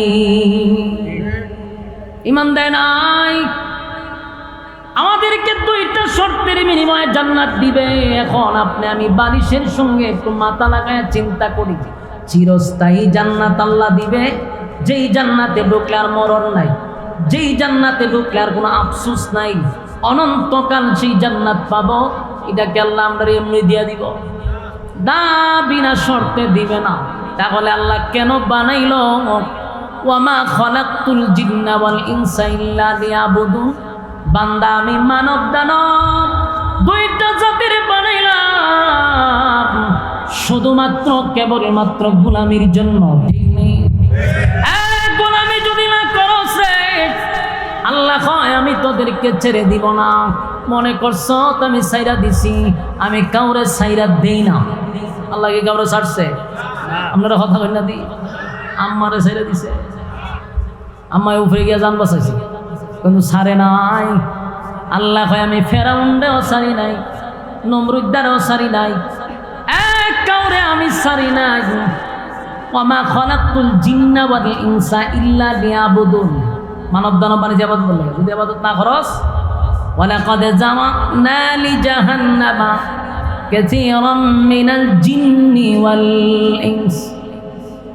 বহু মানুষ এবং জিনকে আমি আগুন দিয়া জ্বালাবো আর পোড়াবো। সাইরা দিব? কথা কই না? দি সাইরা দিবে না। ইন্না জাহান্নামা কানাত মিরসাদা। তোদের জন্য অপেক্ষায় আছে জাহান্নাম। তুই কি মনে করছো সাইরা দিমু? জায়গায় জায়গায় ফাঁদ বসায় রাখছি। জাহান্নাম তোদেরকে দনার জন্য উৎপেতা বসে রয়েছে। লিত্তাগিনা মাআবা। তোরাই তো সীমা লঙ্ঘনকারী, যারা দুনিয়াতে আমার হুকুম মানুষ নাই, নবীর তরিকায় তোরা চলস নাই। এক সীমা লঙ্ঘনকারী, সীমা লঙ্ঘন করছ। আমি আল্লাহ তোদেরকে দুনিয়ায় পাঠাইয়া আগেই জানাইয়া দিছি, বন্দারে অনর্থক পাঠাইছি না, গুলামির জন্য পাঠাইছি। করলি না গুলামি, যেমনে মনে চাস সেমনে চললি, একবারও চিন্তা করলি না আমার মালিক আমারে অনর্থক বানাইছে না। আসমান জমিন, সূর্য চন্দ্র গ্রহ নক্ষত্র পাহাড় পর্বত সাগর নদী ডালা খাল বিল, যা দেখি যা দেখি না সব বানাইতে মালিকের লাগছে মাত্র 6 দিন। তোরে আমারে বানাইতে আল্লাহ লাগাইছে 10 মাস 10 দিন। কথা হয় না? এক সমগ্র সৃষ্টি জগৎ মালিক বানাইলো, হুকুম দিয়া বানাইলো, হুকুম দিয়া বানাইলো। 6 দিনে সব কমপ্লিট করলো মানুষ। তোরে কিন্তু আল্লাহ হুকুম দিয়া বানায় নাই। আল্লাহ তোরে 10টা মাস 10 দিন লাগাইয়া বানাইছে। কুদরতি হাত তোর মাথায় লাগাইছে। এত মহব্বত আর এত ভালোবাসা বন্ধা তোরে বানাইছি। বানানোর পরে আবার স্বীকৃতি দিছি 4টা, কসম করছি 4টা। 3 ফলের কসম করলাম আমি আল্লাহ, জাইতুনের কসম করলাম আমি, তুর পাহাড়ের কসম করলাম, মক্কা নগরীর কসম করলাম। লাকাদ খালাকনাল ইনসানা ফি আহসানি তাকওয়িম। 4 কসম করে বলছি, মানুষের যে সুন্দর আমি আল্লাহ কাউরে বানাই নাই। তাহলে তোর এত সম্মান আর মর্যাদা দিয়া বানাইলাম, 2টা শর্ত দিলাম, 2 শর্ত তুই মানলি না। তুই কি মনে করছ আমি আল্লাহ তোরে ছেড়ে দিব? কথা হয় না? আমি তোরে ছাড়তাম না। আমি আগুন দিয়া তোরে জ্বালাবো আর পোড়াবো। কথা হয় না? দি লাবিসিনা ফিহা আহকাবা। যুগের পর যুগ সেখানে থাকবি। লা ইয়াযুকুনা ফিহা বারদাও ওয়ালা শারাবা। একটা ফোঁটা পানি পর্যন্ত ঠান্ডা পাবি না। জাহান্নামের আগুনে গলা শুকিয়ে যাবে গো, কলিজাটা পুড়ে ছাই হয়ে যাবে। পানি পানি পানি পানি বলে চিৎকার করবে, কিন্তু 1 ফোঁটা পানিও তোদের মুখে দেওয়া হবে না। কি মনে করছ? এরপর আল্লাহ বলেন লা ইয়াযুকুনা ফিহা বারদান ওয়ালা শারাবা ইল্লা হামীমান ওয়া গাসসাকা। দিমু এমন পানি দিমু যেই পানি খাওয়ার পরে আর জীবনে পানি যেতে না, জনমের পানি খাওয়াই দিন। রক্ত আর পুষ টকবগে জাহান্নামের গরম পানি গলায় ডাকলে দেওয়া হবে। এত গরম, ভিতরের নারী বুড়ি যা আছে গো সব গলে গলে গলে গলে জাহান্নামের আগুনের গরমে পেটের নারী বুড়ি গলে পায়খানার রাস্তায় বাহির হয়ে যাবে। নাউজুবিল্লাহ। তখন মানুষ শিক্ষার দিবে,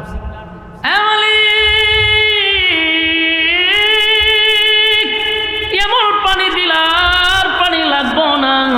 আল্লাহ কয় জনমের পানি দুনিয়া খাওয়াইছি, টিউবওয়েল পানি চাপ দিলে হয় ঠান্ডা, গরমের সময় পানি হয় ঠান্ডা, শীতের সময় পানি করে দেই গরম। এত নিয়ামত কামার পরেও আমি আল্লাহর গোলামি করলি না। বান্দা আজকে বুঝ মজা কেমন লাগে। শর্ত তো মাত্র দুইটা দিছিলাম, ইন্নাল্লাযীনা আমানু ওয়া আমিলুস সালিহাত, ঈমান আর নেক আমল দুইটা লইয়া আসলে আমি তোরে বানাইতাম মেহমান, আমি আল্লাহ হইতাম মেজবান। তো আমার কথা রাখস না, এখন মজা বুঝ। এখন আপনার কাছে প্রশ্ন, এই দুইটা শর্ত কারা কারা মানবেন? হাত তুল্লা দেখান।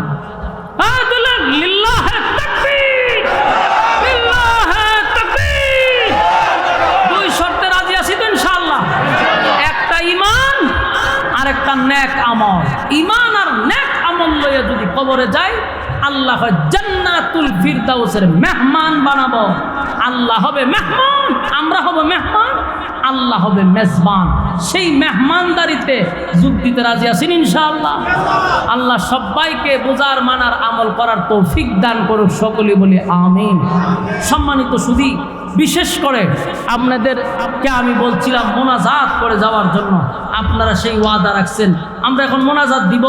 এর আগে যে কথাটা হলো, এই মাহফিলটা যারা করছে, বিশেষ করে বাইতুল আশরাফ জামেল মসজিদ কমিটি কর্তৃপক্ষ, এবং এখানে অনেক প্রবাসীরাও জড়িত আছে, অনেক ব্যবসায়ীরা জড়িত আছে, অনেক দিনমজুররা জড়িত আছে। এই মাহফিলটা এলাকাবাসী মিলে, ব্যবসা বিশেষ করে ব্যবসায়ীবৃন্দদের উদ্যোগে এই মাহফিলটা, আমরা তাদের জন্য দোয়া করব। আল্লাহ তাআলা তাদের ব্যবসা বাণিজ্য খামাই রোজগারে বরকত দিত, এবং এই মাহফিলটা প্রত্যেক বছর হইতো। এটা তো আপনারা চান ইনশাআল্লাহ। আল্লাহ আপনাদের এই নেক নিয়তগুলা যেন সহি করে দেয়, আমিন। আমি আরেকটা কথা বলি, আপনারা আমাকে মহব্বত করেন, ভালোবাসেন, ভালোবাসার টানে দুইবার আনছেন এবং আমাকে গিয়ে আপনারা ইনভাইট করছেন। আমিও আপনাদের কাছে একটা দোয়া চাই। দোয়াটা হলো, আমার একটা নিজস্ব প্রতিষ্ঠান আছে, এই প্রতিষ্ঠানটার জন্য আমি প্রত্যেক জায়গায় দোয়ার আগে আমি নিজেও দোয়া চাই। আপনারা আমার মাদ্রাসাটার জন্য দোয়া করবেন। আপনাদের এই ওয়াজ মাহফিল করে করে প্রায় 100% জায়গা নিয়েছে। আমার বাইরে দেখেছি, যারা গেছে তারা দেখছে 100% অলরেডি জায়গা হয়ে গেছে। 3টা ভবন হয়েছে। এখন আমরা একটা মসজিদ করব, শুধু দোয়া করবেন আল্লাহ যেন সেই আশাটাও পূর্ণ করে। আর আমাদের মাদ্রাসার ছাত্র আলহামদুলিল্লাহ এবার এই 1 বছর 2 বছর হয়েছে মাদ্রাসার ক্লাস শুরু হয়েছে। 2 বছরে প্রায় 3-4 জায়গায় আমরা প্রতিযোগিতায় পাঠাইছি। প্রত্যেকটা ছাত্র 1st নাম্বার 2nd নাম্বার নিয়ে আসছে আলহামদুলিল্লাহ। আমাদের মাদ্রাসা থেকে এবার PSP কোরআনের আলোতেও আমরা ফর্ম ফিল আপ করছি। শুধু দোয়া করবেন আল্লাহ তাআলা যেন লেখাপড়ার দিক দিয়ে উন্নত করে। দোয়া করবেন ইনশাআল্লাহ। কিছু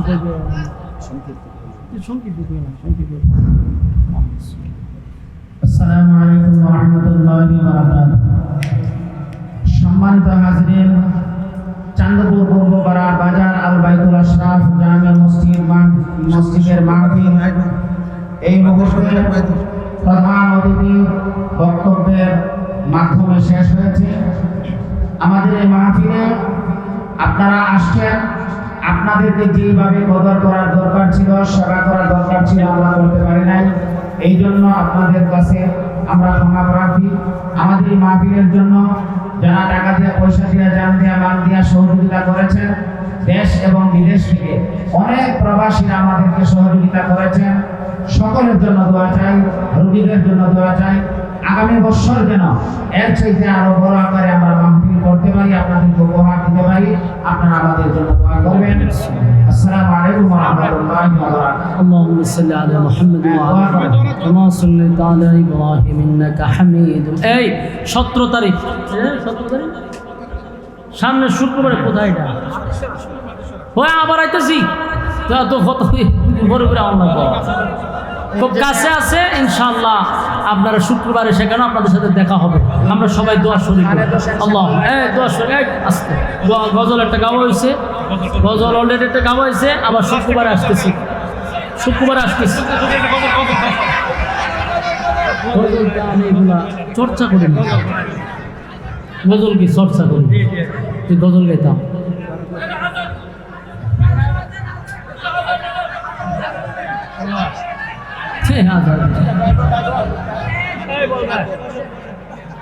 আজান তো নিষেধ, এরপর আমরা এটা আমার দিয়ে গাওয়ান, এটা তো সমস্যা।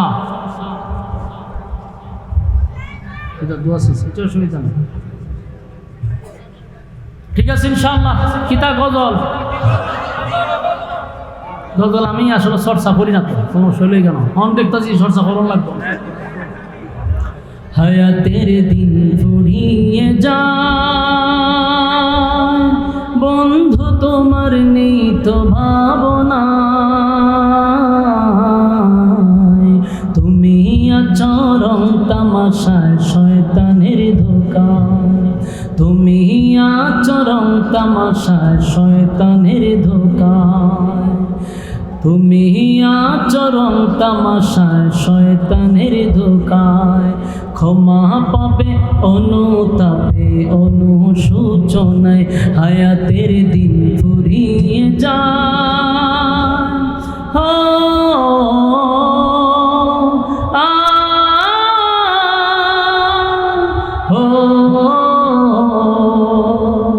কেউ হবে না পথ, সব সঙ্গীত চর্চা রাখি না, কেমনে গাইতাম করছে। আমি সঙ্গীত নিয়ে আদতই চর্চা করি, অনেক সময় মাহফিলে গেলে আমার কোনো সঙ্গীত না, আমি চিন্তা করি যারা সঙ্গীত গায় এদেরকে বলা দরকার। আমি সঙ্গীত নিয়ে আদতই চর্চা করি। এটা তো একবার গায় যে অ্যালবাম বাইর হয়, একবার যে গায় দ্বিতীয়বার আমি এটা মুখ দিয়ে আনি না, তো কেমনে আর থাকতো। এখন আমি নিয়োগ করছি যেহেতু আমার সান, আমার ডায়েরি রাখতে পারে, ডায়েরি দেখলে আবার সব অতীতের সব গজল আছে তা হইতে পারে, কিন্তু এগুলো তো আমি রাখি না প্রিন্টে, একবার যে গাই শেষ ইতি। আমার জীবনে বহু গজল গাইছি, তা গাওয়াই না গজল, কিন্তু এটা তো আমি ভিতরে রাখি না, মানে আপনারা আবদার কেমনে রক্ষা করতাম। কি আর এই যে এতক্ষণ ওয়াশ করে এখন যখন আজান দিতাম, এটা তো আরো সমস্যা, কলিটা বাইরে জায়গা সেটা জানটা বাইরে এক কারে জিব্রা দেয়। আচ্ছা যান অনাবদার রক্ষা হতে ইকু দেন, ইকু মারেন, ইকু মারেন। দুইটা কলি আপনাদেরকে শোনাচ্ছি, দুইটা কলি শোনাচ্ছি, দেন এটা ইকু দেন, আরো ইকু দেন, মাঝখান থেকে শোন। হাইয়া আলাস সালাহ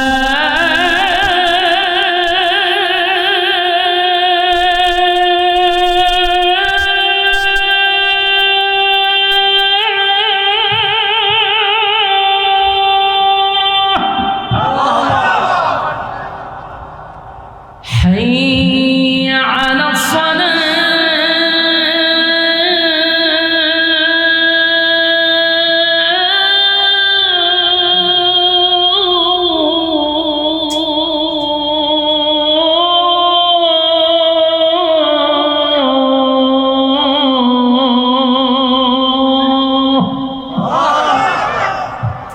حي على الفلاح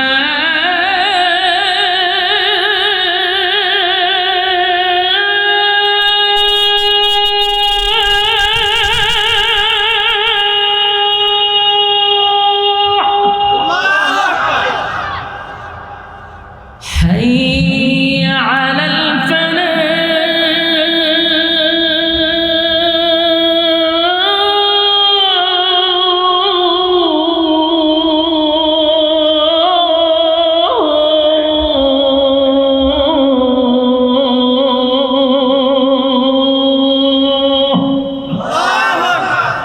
الله أكبر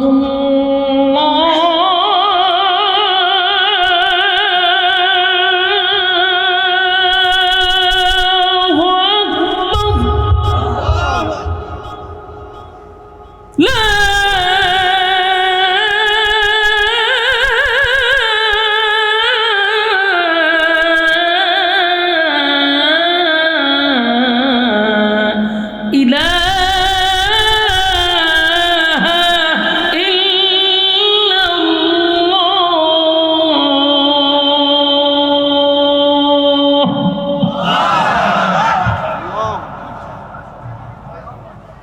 আসিল সিপটা ছেড়ে দিছে সব কোনো দুরূদ শরীফ পড়েন। তবে আমাদের ন্যাশনাল কসবার মাইকটা ভালো, এর খুব বক্ত আমি, যদিও আমরা তরিকার লোক বেড়া না, মাঝে মাঝে আমরা বিরুদ্ধে করতে পারি মহব্বত।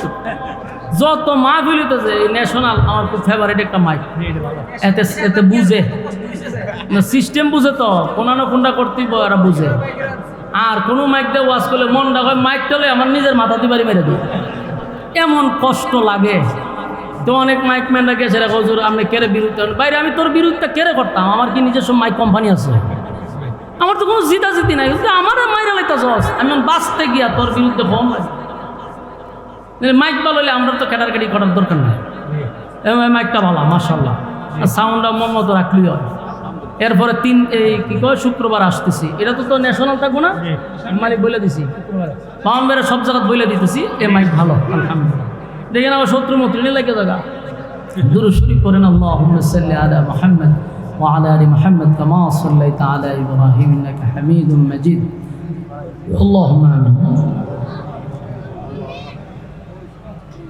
ربنا ظلمنا أنفسنا وإن لم تغفر لنا وترحمنا لنكونن من الخاسرين رب العالمين আল্লাহ গভীর রাত হয়ে গেছে, নজুলের রহমতের সময়, দোয়া কবুলের সময়। আল্লাহ সাদা সাদা দাড়িওয়ালা মুরব্বীরা আমার সঙ্গে হাত বাড়াইছে, আল্লাহ নওজোয়ান আমার তরুণ যুবক ভাইরা হাত বাড়াইছে, ছোট ছোট মাসুম বাচ্চারা আমার সাথে হাত বাড়াইছে, পর্দার আড়ালে আমার মা বোনেরা হাত বাড়াইছে, বিশেষ করে জাতির শ্রেষ্ঠ সন্তান হযরত উলামায়ে কেরামরা হাত বাড়াইছে। আল্লাহ আমি গুনাহগার, নাগান্দা, নাফরমান, নালায়েক, অযোগ্য, মুসাফির হালতে আপনার বান্দাদের সঙ্গে হাত বাড়াইছে। মেহেরবানি করে জীবনের সগীরা কবিরা, ইচ্ছা অনিচ্ছা, দেখাইয়া না দেখাইয়া, অঙ্গ প্রত্যঙ্গর দ্বারা যত গুনাহ করছি মেহেরবানি করে জিন্দেগির গুনাহ মাফ করে দেন। আল্লাহ আমরা যারা হাত বাড়াইছি আমাদের মধ্যে অনেকের মা নাই, বাবা নাই, দাদা নাই, দাদি নাই, নানা নাই, নানি নাই, শ্বশুর নাই, শাশুড়ি নাই, আত্মীয় স্বজন, ভাই বেড়াদর, পাড়াপড়শি, হকদার, দাবিদার, মায়ার মানুষ, মহব্বতের মানুষ। আল্লাহ অন্ধকার কবরে যারা চলে গেছে মেহেরবানি করে তাদের কবরে সব পৌঁছায়া দেন। আমাদের পক্ষ থেকে লাখো কোটি দুরুদ এবং সালাম সোনার মদিনায় নাম ধরে ধরে সালাম পৌঁছায়া দেন। আল্লাহ আমরা যারা হাত বাড়াইছি, আল্লাহ আমাদের মা বাবা যারা দুনিয়ার মধ্যে নাই, আমাদের গুনার কারণে তাদের কবরে আপনি আযাব দিয়েন না। আল্লাহ আমাদের গুনার কারণে মা বাবার কবরে আপনি আযাব দিয়েন না। আল্লাহ মেহেরবানি করে আব্বা আম্মাকে মাফ করে দেন। রব্বির হামহুমা কামা রব্বায়ানি সগীরা। আল্লাহ ছোটবেলা আব্বা আম্মা যেইভাবে আমাদেরকে লালন পালন করছে আপনি কুদরতিভাবে আব্বা আম্মাকে লালন পালন করেন। আল্লাহ আমাদের আব্বা আম্মা যারা বেঁচে আছে হায়াতে আমলে আপনি বরকত দান করেন। আল্লাহ আমরা যারা হাত বাড়াইছি আমাদের মধ্যে কত মানুষ কত সমস্যায় পড়ে হাত বাড়াইছে, কেউ অসুস্থ আছে আপনি শিফায়ে কামেলা আজেলা দান করেন। আল্লাহ কেউ ঋণগ্রস্ত আছে ঋণ থেকে আপনি মুক্তি দান করেন। আল্লাহুম্মা কফিনি বিহালালিকা আন হারামিক ওয়া আগনিনি বিফাদলিকা আম্মান সিওয়া। আল্লাহ আমাদেরকে হালাল রোজগারের ব্যবস্থা করে দেন, হারাম থেকে আপনি হেফাজত করেন। আল্লাহ আমাদের মধ্যে অনেক মানুষ পেরেশানিতে আছে, পেরেশানি দূর করে দেন। আল্লাহ যে যে সমস্যার মধ্যে আছে গায়বী খাজানার থেকে সমাধান করে দেন। আল্লাহ ঘরে রহমত বরকত দান করেন। যেই সমস্ত ভাইরা বিদেশে বাড়িতে আছে প্রবাসী তাইকা আল্লাহ বাংলাদেশের প্রত্যেকটা দিনই কাজে যারা শরীক হচ্ছে, আল্লাহ আমাদের ভাইগুলার ব্যবসা বাণিজ্য খামাই রোজগার আপনি বরকত দেন। আল্লাহ প্রবাসী ভাইদের বাচ্চা কাচ্চাগুলার দিনদার মুত্তাকি বানায়া দেন। আল্লাহ বিশেষ করে এই মাহফিলটা যারা টাকা দিয়া, পয়সা দিয়া, বুদ্ধি দিয়া, শ্রম দিয়া, রান্না বান্না কইরা যে যেমনে পারছি মাহফিলটার জন্য সাহায্য সহযোগিতা করছে, আল্লাহ আমরা যেখানে বসে খানা খাইলাম ওই বাড়ির অনেক মানুষ আমার কাছে দোয়া চাইছে। বিশেষ করে এই মাহফিলটা যারা করছে ব্যবসায়ী, আল্লাহ প্রত্যেকটা ব্যবসা প্রতিষ্ঠানকে আপনি কবুল করেন। আল্লাহ তাদের খামায় রোজগার আপনি বরকত বাড়ায়া দেন। আল্লাহ যারা দোয়া চাইছে প্রত্যেকের দিলের নেক বাসনা আপনি পোড়া করে দেন। আল্লাহ অনেকের বাচ্চা কাচ্চার জন্য দোয়া চাইছে, বাচ্চা কাচ্চাগুলোর দিনদার বানায়া দেন। আল্লাহ বিশেষ করে এই মাহফিল করতে গিয়ে টাকা দিয়া, পয়সা দিয়া, বুদ্ধি দিয়া, শ্রম দিয়া, যে যেমনে পারছে প্রত্যেকের দিনের এই কাজকে আপনি কবুল করেন। আমার ডাইনে বামে সামনে পিছনে যত গুরুস্থান আছে আল্লাহ বিশেষ করে এই এলাকার প্রত্যেকটা মুর্দাগানের কবরে সব পৌঁছায়া দেন। আল্লাহ এই এলাকার প্রত্যেকটা গুরুস্থানে প্রত্যেকটা মুর্দাগানের কবরে সব পৌঁছায়া দেন। রব্বুল আলামিন এই মাহফিলটাকে কিয়ামত পর্যন্ত কবুল করেন।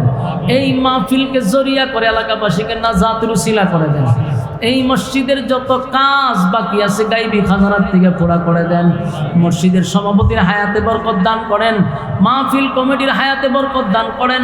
আল্লাহ আরো অনেকেই দোয়া চাইছে, বিশেষ করে অনেকেই দোয়ার দরখাস্ত করছে, মেহেরবানি করে প্রত্যেকের দিলের নেক বাসনা আপনি পুরা করে দেন। আল্লাহ খালেদ মাহমুদ সাহেব শ্যামল ভাই উনিও দোয়া চাইছেন, আল্লাহ ওনার দিলের নেক বাসনা পুরা করে দেন। আমার প্রতি যাদের মহব্বত আলেম ওলামাদেরকে যারা ভালোবাসে আল্লাহ প্রত্যেকের দিলের নেক বাসনা পুরা করে দেন। এই মুহূর্তে আমার সঙ্গে যারা হাত বাড়াইছে আল্লাহ প্রত্যেকের দিলের নেক বাসনাগুলি পুরা করে দেন। যে যে আশা নিয়ে আসছে আল্লাহ একজনও আপনি খালিয়াতে ফিরাই দিয়েন না আল্লাহ। আল্লাহ আমরা যারা হাত বাড়াইছি একজনও খালিয়াতে ফিরাই দিয়েন না আল্লাহ। আমাদের গুনার কারণে আপনি মানুষের সামনে আমাদেরকে লজ্জিত কইরেন না। যতদিন বাঁচায় রাখবেন ইজ্জতের জিন্দেগি দান করেন আল্লাহ। যতদিন বাঁচায় রাখবেন ইজ্জতের জিন্দেগি দান করেন আল্লাহ। বেজ্জতি জীবন থেকে আমাদেরকে হেফাজত করেন আল্লাহ।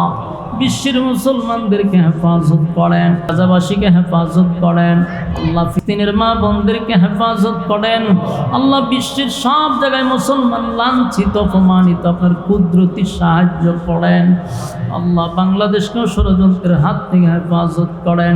সুবহান রাব্বিকা রাব্বিল ইজ্জাতি আম্মা ইয়াসিফুন ওয়া সালামুন আলাল মুরসালিন والحمد لله رب العالمين آمين برحمتك يا أرحم الراحمين. السلام عليكم.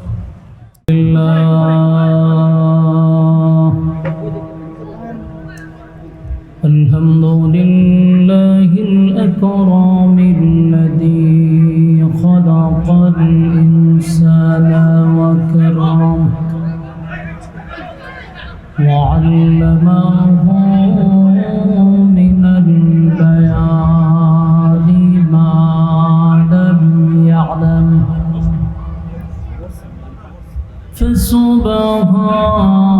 فسبحان الذي لا يحصى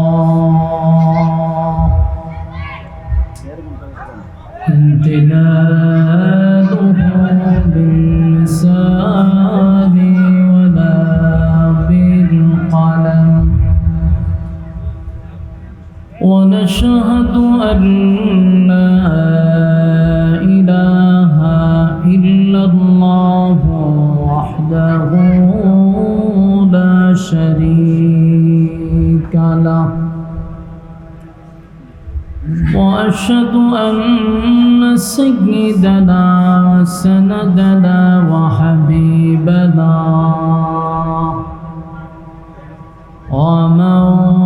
ومولانا محمدا عبد الله ورسوله.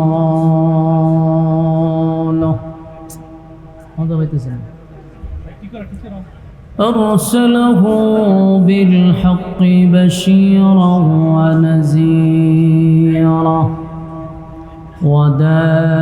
وداعيا إلى الله بإذنه وسراجا منيرا.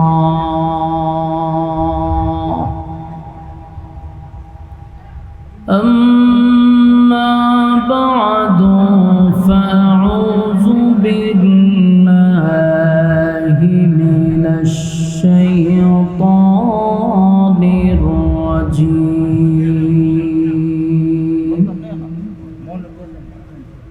بسم الله الرحمن الرحيم.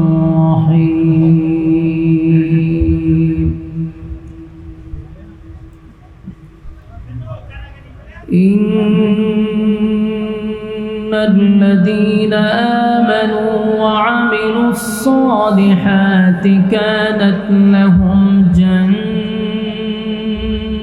الفردوس نزلا خالدين فيها لا يبغون عنها حولا قل لو كان البحر مدادا لكلمات ربي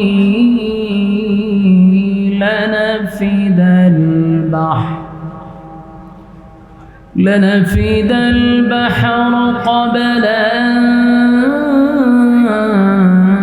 تنفد كلمات ربي ولو جئنا بمثله مددا قل إنما أنا بشر مثلكم يوحى إلي أنما إلهكم إله واحد فمن كان يرجو لقاء ربه فليعمل عملا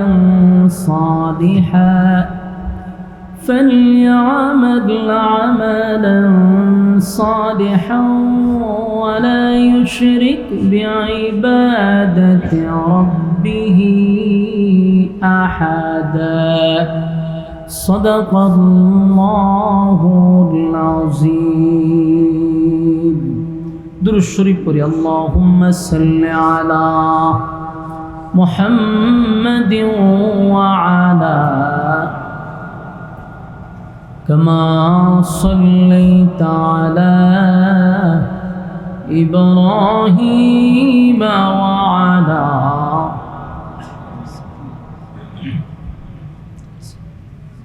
إنك حميد مجيد اللهم بارك على محمد وعلى آل محمد كما باركت على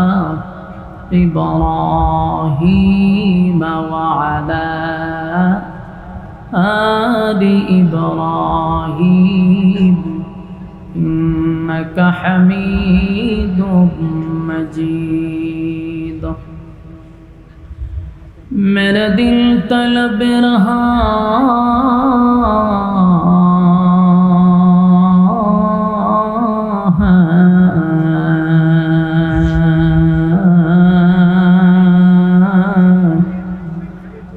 मेरे जलने रहा है सीना ए दवा वही मिलेंगी मुझे ले चलो मदीना बलगल उला बिकमालिही कशफत तुजा बिजमाली हसनत जमीअ खिसालिही सल्लल्लाहु ज़िकीर बातिल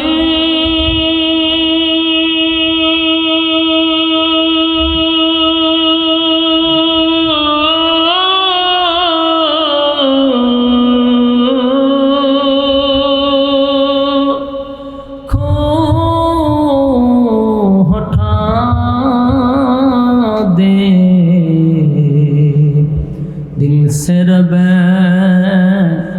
जिक्र में तेरे लगा दे रोज शाब ला इलाहा इल्लल्लाह ला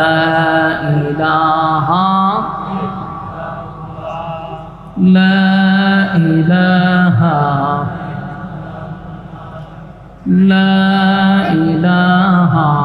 इल्लल्लाह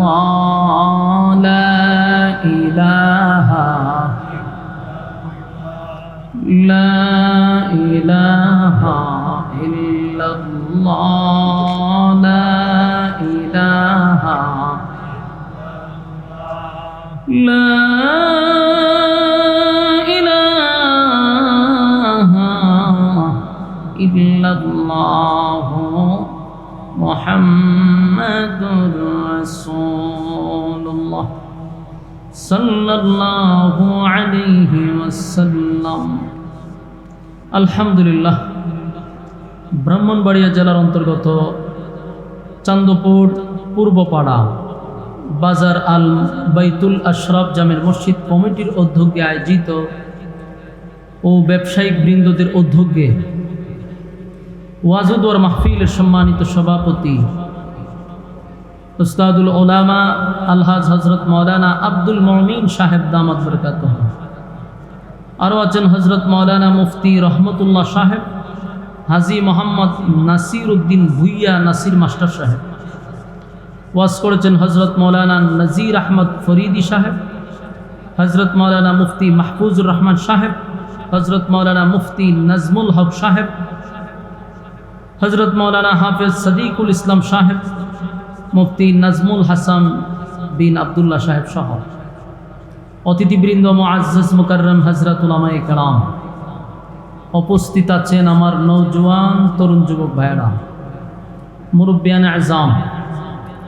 মাইকের আওয়াজ যতটুকু দূরে যায়, অবস্থানরত পর্দানিশী মা ও বোনেরা, সকলকে আমার অন্তরস্থল থেকে জ্ঞাপন করছি মুবারক শুকরিয়া আদায় করছি যে রব্বে করিম আমাদেরকে দুনিয়ার বিভিন্ন ফিতনা ফাসাদ থেকে হেফাজত করে, হাজারো মানুষের মাঝখান থেকে যাচাই বাছাই করে, নির্বাচিত করে, পছন্দ করে, মহব্বত করে, ভালোবেসে দ্বীনি এক মজলিসে আলেমদের সহবতে আসার বসার যে তৌফিকটুকু রব্বে করিম আমাদেরকে দিয়েছেন, এজন্য আমরা শুকরিয়া আদায় করছি। অবনত চিত্তে হৃদয়ের আবেগ অনুভূতি উজাড় করে উচ্চ আওয়াজে বলি আলহামদুলিল্লাহ। লক্ষ কোটি দুরুদ এবং সালাম আল্লাহর সৃষ্টির প্রধান আকর্ষণ জনাব মুহাম্মদুর রাসূলুল্লাহ সাল্লাল্লাহু আলাইহি ওয়াসাল্লামের উপর। সম্মানিত সুধী, আমরা আসতে পেরে বসতে পেরে খুশি না বেজার? মুসলমানের এক ক্লান্তি লগ্নে এরকম একটা দ্বীনি মজলিসে সমস্ত ব্যস্ততাকে পিছনে রেখে মৌমাছির মতো প্রচণ্ড গরমে আপনারা বসে আছেন, দাঁড়িয়ে আছেন, উদ্দেশ্য কিছু দ্বীনি কথা শোনা। আল্লাহ তাআলা আপনাদের এই আশা এবং বসাটাকে দুনু জাহানের জন্য কবুল করুক, আমিন। যতক্ষণ আপনারা এই এরিয়ার ভিতরে থাকবেন নসিহত শোনার উদ্দেশ্যে, নাজালাত আলাইহিমুস সাকিনা, উপর থেকে সাকিনা রহমত নাজিল হবে। খুশি না বেজার আপনারা? গুনাহ হবে না এটাই সম্ভব, কিন্তু প্যান্ডেলের বাহিরে গেলে গুনাহ যে হবে এটাও সম্ভব। তাই গুনাহমুক্ত পরিবেশে আমরা বসছি। আল্লাহর কাছে আমরা সবচেয়ে বড় শুকরিয়া আদায় করি যে আল্লাহ আমরা সুস্থ রাখছে, যেন আমরা শুকরিয়া আদায় করি আলহামদুলিল্লাহ। সুস্থ থাকার কারণে আপনারা এখানে আসছেন। আপনি এবং আমার মতো কত মানুষ অসুস্থ, হসপিটালে বিভিন্ন মানুষ বিভিন্ন জায়গায় আটকা পড়ে আছে, কিন্তু আপনারা জায়গা হচ্ছে না, দাঁড়িয়ে আছেন, মৌমাছির মতো বসে আছেন প্রচণ্ড গরমের মধ্যে। আল্লাহ তাআলার কুদরতি ক্যামেরায় ভিডিওগুলো করা হচ্ছে। রোজ হাসরের দিনে আমাদের কোনো মুসিবতের সময় উসিলা স্বরূপ এই ভিডিওটা আল্লাহ আমাদেরকে সেদিন দেখাবে আলহামদুলিল্লাহ। এই জন্য আমরা মোনাজাত পর্যন্ত থাকবেন, মোনাজাত দিয়ে যাবেন, এরকম নিয়ত আছে কার কার? হাত তুলি। হ্যাঁ, আমি উপরে বসার কারণে সব দেখি। যারা দাঁড়ায় আছেন অনেকে হাত তুলেন না, এর লক্ষণ খারাপ, উদ্দেশ্য খারাপ। হাত তুলেন একেবারে এইভাবে দাঁড়ায় মারেন, বলেন ইনশাআল্লাহ আমরা মোনাজাত পর্যন্ত। এই যে আতলামায়া ইনশাআল্লাহ কয়, আরে উদ্দেশ্য তো খারাপ। কেউ যদি আপনার পাশে আতলামায়া হাত তুলেন না, খালি ওয়াদাটা কোনো রকম করাইয়া দেন, বলে ইনশাআল্লাহ মোনাজাত পর্যন্ত। আমরা আছি ইনশাল্লাহ। জায়গা পর্যন্ত আটকাই দিছে। ওয়াদা বরখেলাপ করা মুনাফিকের খাসলত। কথা কই না দি? কেউ যদি এখন উড়ে কি হইয়া যাব? মুনাফিক হইয়া। কেউ গেলে আপনারা স্লোগান দিবেন, আমি কমু কে যায় রে, আপনারা বলবেন মুনাফিক যায়। ইজ্জত থাকবো নি? হ্যাঁ, ইজ্জত বাঁচাইবার লাগে বই তখন লাগে। মান সম্মান শেষ হইব। বসেন। কথা আমরা না বলি আশপাশে, ভাই কথা কইেন না। কথা কইলে মনোযোগ নষ্ট হইব। কেউ আমরা কথা না বলি। যেহেতু আপনারা দাঁড়িয়ে আছেন, কেউ বসে আছেন প্রচণ্ড গরমের মধ্যে, আমি ভূমিকা লম্বা না করে ডাইরেক্ট আলোচনায় ঢুকে গেলে যতক্ষণই বসলেন আলোচনার মধ্যেই থাকলেন। আমি ভূমিকা লম্বা করে আপনাদেরকে কোনো কষ্ট দিব না ইনশাআল্লাহ। আসুন আমরা আলোচনায় ঢুকে যাই।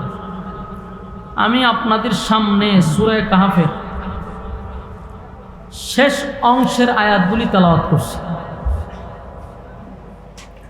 এই আয়াতকে সামনে রেখে আমরা কিছু কথা আপনাদের সামনে উপস্থাপন করতে চাই। আল্লাহ তাআলা বলনেওয়ালাকে বলার, শুননেওয়ালাকে শ্রবণ করার তৌফিক দান করুক, আমিন। আমার তেলাওয়াতকৃত আয়াতে আল্লাহ দুইটা শর্ত দিছে। বলুন শর্ত কয়টা? এইভাবে জপতে থাকবেন, তাহলে একেবারে আলোচনা মুখস্থ হয়ে যাবে। আল্লাহ আমাদেরকে শর্ত দিছে দুইটা, এবং সংবাদ কয়টা? শর্ত কয়টা? দুইটা শর্ত যদি আমরা মানি, আল্লাহ আমাদেরকে এমন সুসংবাদ দিছে যে সুসংবাদটা শুনলে আপনারও খুশি হবেন। আমার তেলাওয়াতকৃত আয়াত আল্লাহ বলে, ইন্নাল্লাযীনা আমানু ওয়া আমিলুস সালিহাতি কানাত লাহুম জান্নাতুল ফিরদাউসি নুজুলা। আল্লাহ বলেন দুইটা শর্ত। ইন্নাল্লাযীনা আমানু, এক নম্বর শর্ত হলো ঈমান, দুই নম্বর ওয়া আমিলুস সালিহাত, নেক আমল। তাহলে ঈমান আর একটা হলো নেক আমল, এটি হলো শর্ত। কানাত লাহুম জান্নাতুল ফিরদাউসি নুজুলা। আল্লাহ বলেন এই দুই শর্ত যে মানব, জান্নাতের সর্বোচ্চ ভিআইপি যে জান্নাত, যেটার নাম হলো জান্নাতুল ফিরদাউস, আল্লাহ কয় আমি সর্বোচ্চ জান্নাতুল ফিরদাউসের মেহমান বানায়া দিব। বলুন শর্ত ছাড়া না শর্ত সাপেক্ষে? হ্যাঁ, বিনা শর্তে ফেরদাউস দিবে না। দুই শর্তের বিনিময়ে সর্বোচ্চ জান্নাতের মেহমান বানাবে। আল্লাহ হবে মেজবান আর আমাদেরকে বানাবে মেহমান। কি সুসংবাদ, কি কপাল আমাদের! মাত্র শর্ত হইল দুইটা। এই দুইটা শর্তের কারণে আল্লাহ বলেন ভিআইপি জান্নাতের মেহমান বানাবো। শুনতে তো বড় সহজ, ঠিক না? মাত্র দুইটা শর্ত, ঈমান আর আমল। অসুবিধা কি? এখানে যারা বসছে সবার দাবি ঈমানদার, সবার দাবি হইল আমরা নেক আমল করি, তো জান্নাত হয়ে গেছেন। আপনারা জান্নাতুল ফেরদাউসের মেহমান হয়ে গেছেন না, ঠিক না? খুব সহজ। যতটুক সহজ মনে হয়, বাস্তবতা কি এতটা সহজ? ঈমান এমন এক জিনিস যেটা আমরা সকালে ঈমান লইয়া ঘর থেকে বাহির হই আর ঘুমাইবার সময় বেঈমান হইয়া ঘুমাই। বর্তমান পরিস্থিতির এরকম হয়েছে। আল্লাহ রাসূল বলছে না যে এমন এক জামানা আসবে ঈমান রাখা এত কঠিন হবে যে হাতের তালুর মধ্যে জ্বলন্ত কয়লা রাখা যতটুকু কষ্ট, এর চেয়ে বেশি কষ্ট হবে ঈমান রাখা। এটা কোন জামানা জানেননি? 2025 সাল। এই 25 সাল এটা হলো সেই জামানা। এখন ঈমান রাখাটা এত কষ্ট, জ্বলন্ত কয়লা হাতে রাখা যায়, কিন্তু ঈমান রাখাটা এর চেয়ে বেশি কষ্ট। এই জন্য ঈমান আর আমল লইয়া যদি কেউ কবরে যেতে পারি, সুসংবাদ হলো জান্নাতুল ফেরদাউস। আপনারা কথা শোনার মন মানসিকতা আসেনি? মনোযোগ দিয়া শুনেন। যতটুকু সহজ মনে করতেছেন বিষয়টা কিন্তু এত সহজ না।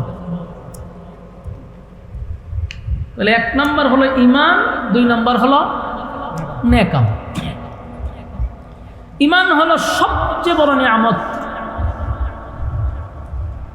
আর আমি প্রায় সময় বলি ইমানটাকে আমি একটা অ্যাকাউন্ট বলি, অ্যাকাউন্ট। কারো যদি ব্যাংকে অ্যাকাউন্ট থাকে তাহলে টাকা জমা দেওয়া যায়।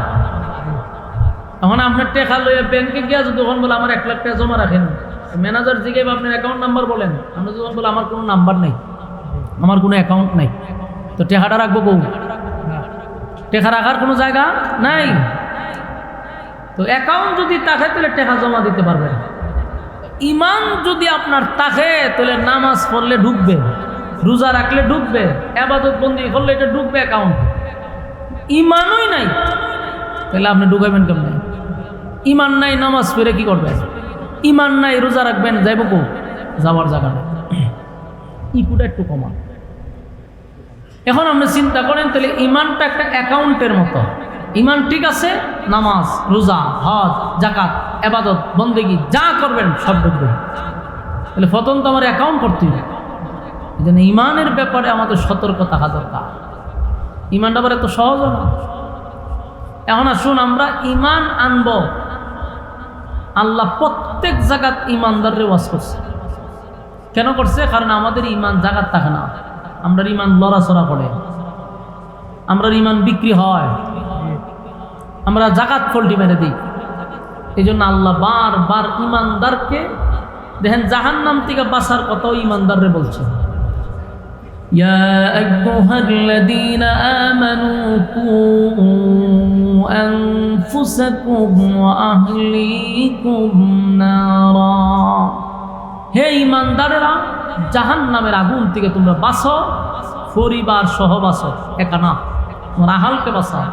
বলুন বেঈমানরে কইছে না ইমানদাররে কইছে? ইমানদাররে বলছে। মানে ইমানদাররে আল্লাহ বারবার কেন এত সতর্ক করতেছে? আমরা তো সবাই ইমানদার। এই যারা দাঁড়ায় আছেন আপনারা বেঈমান না ইমানদার?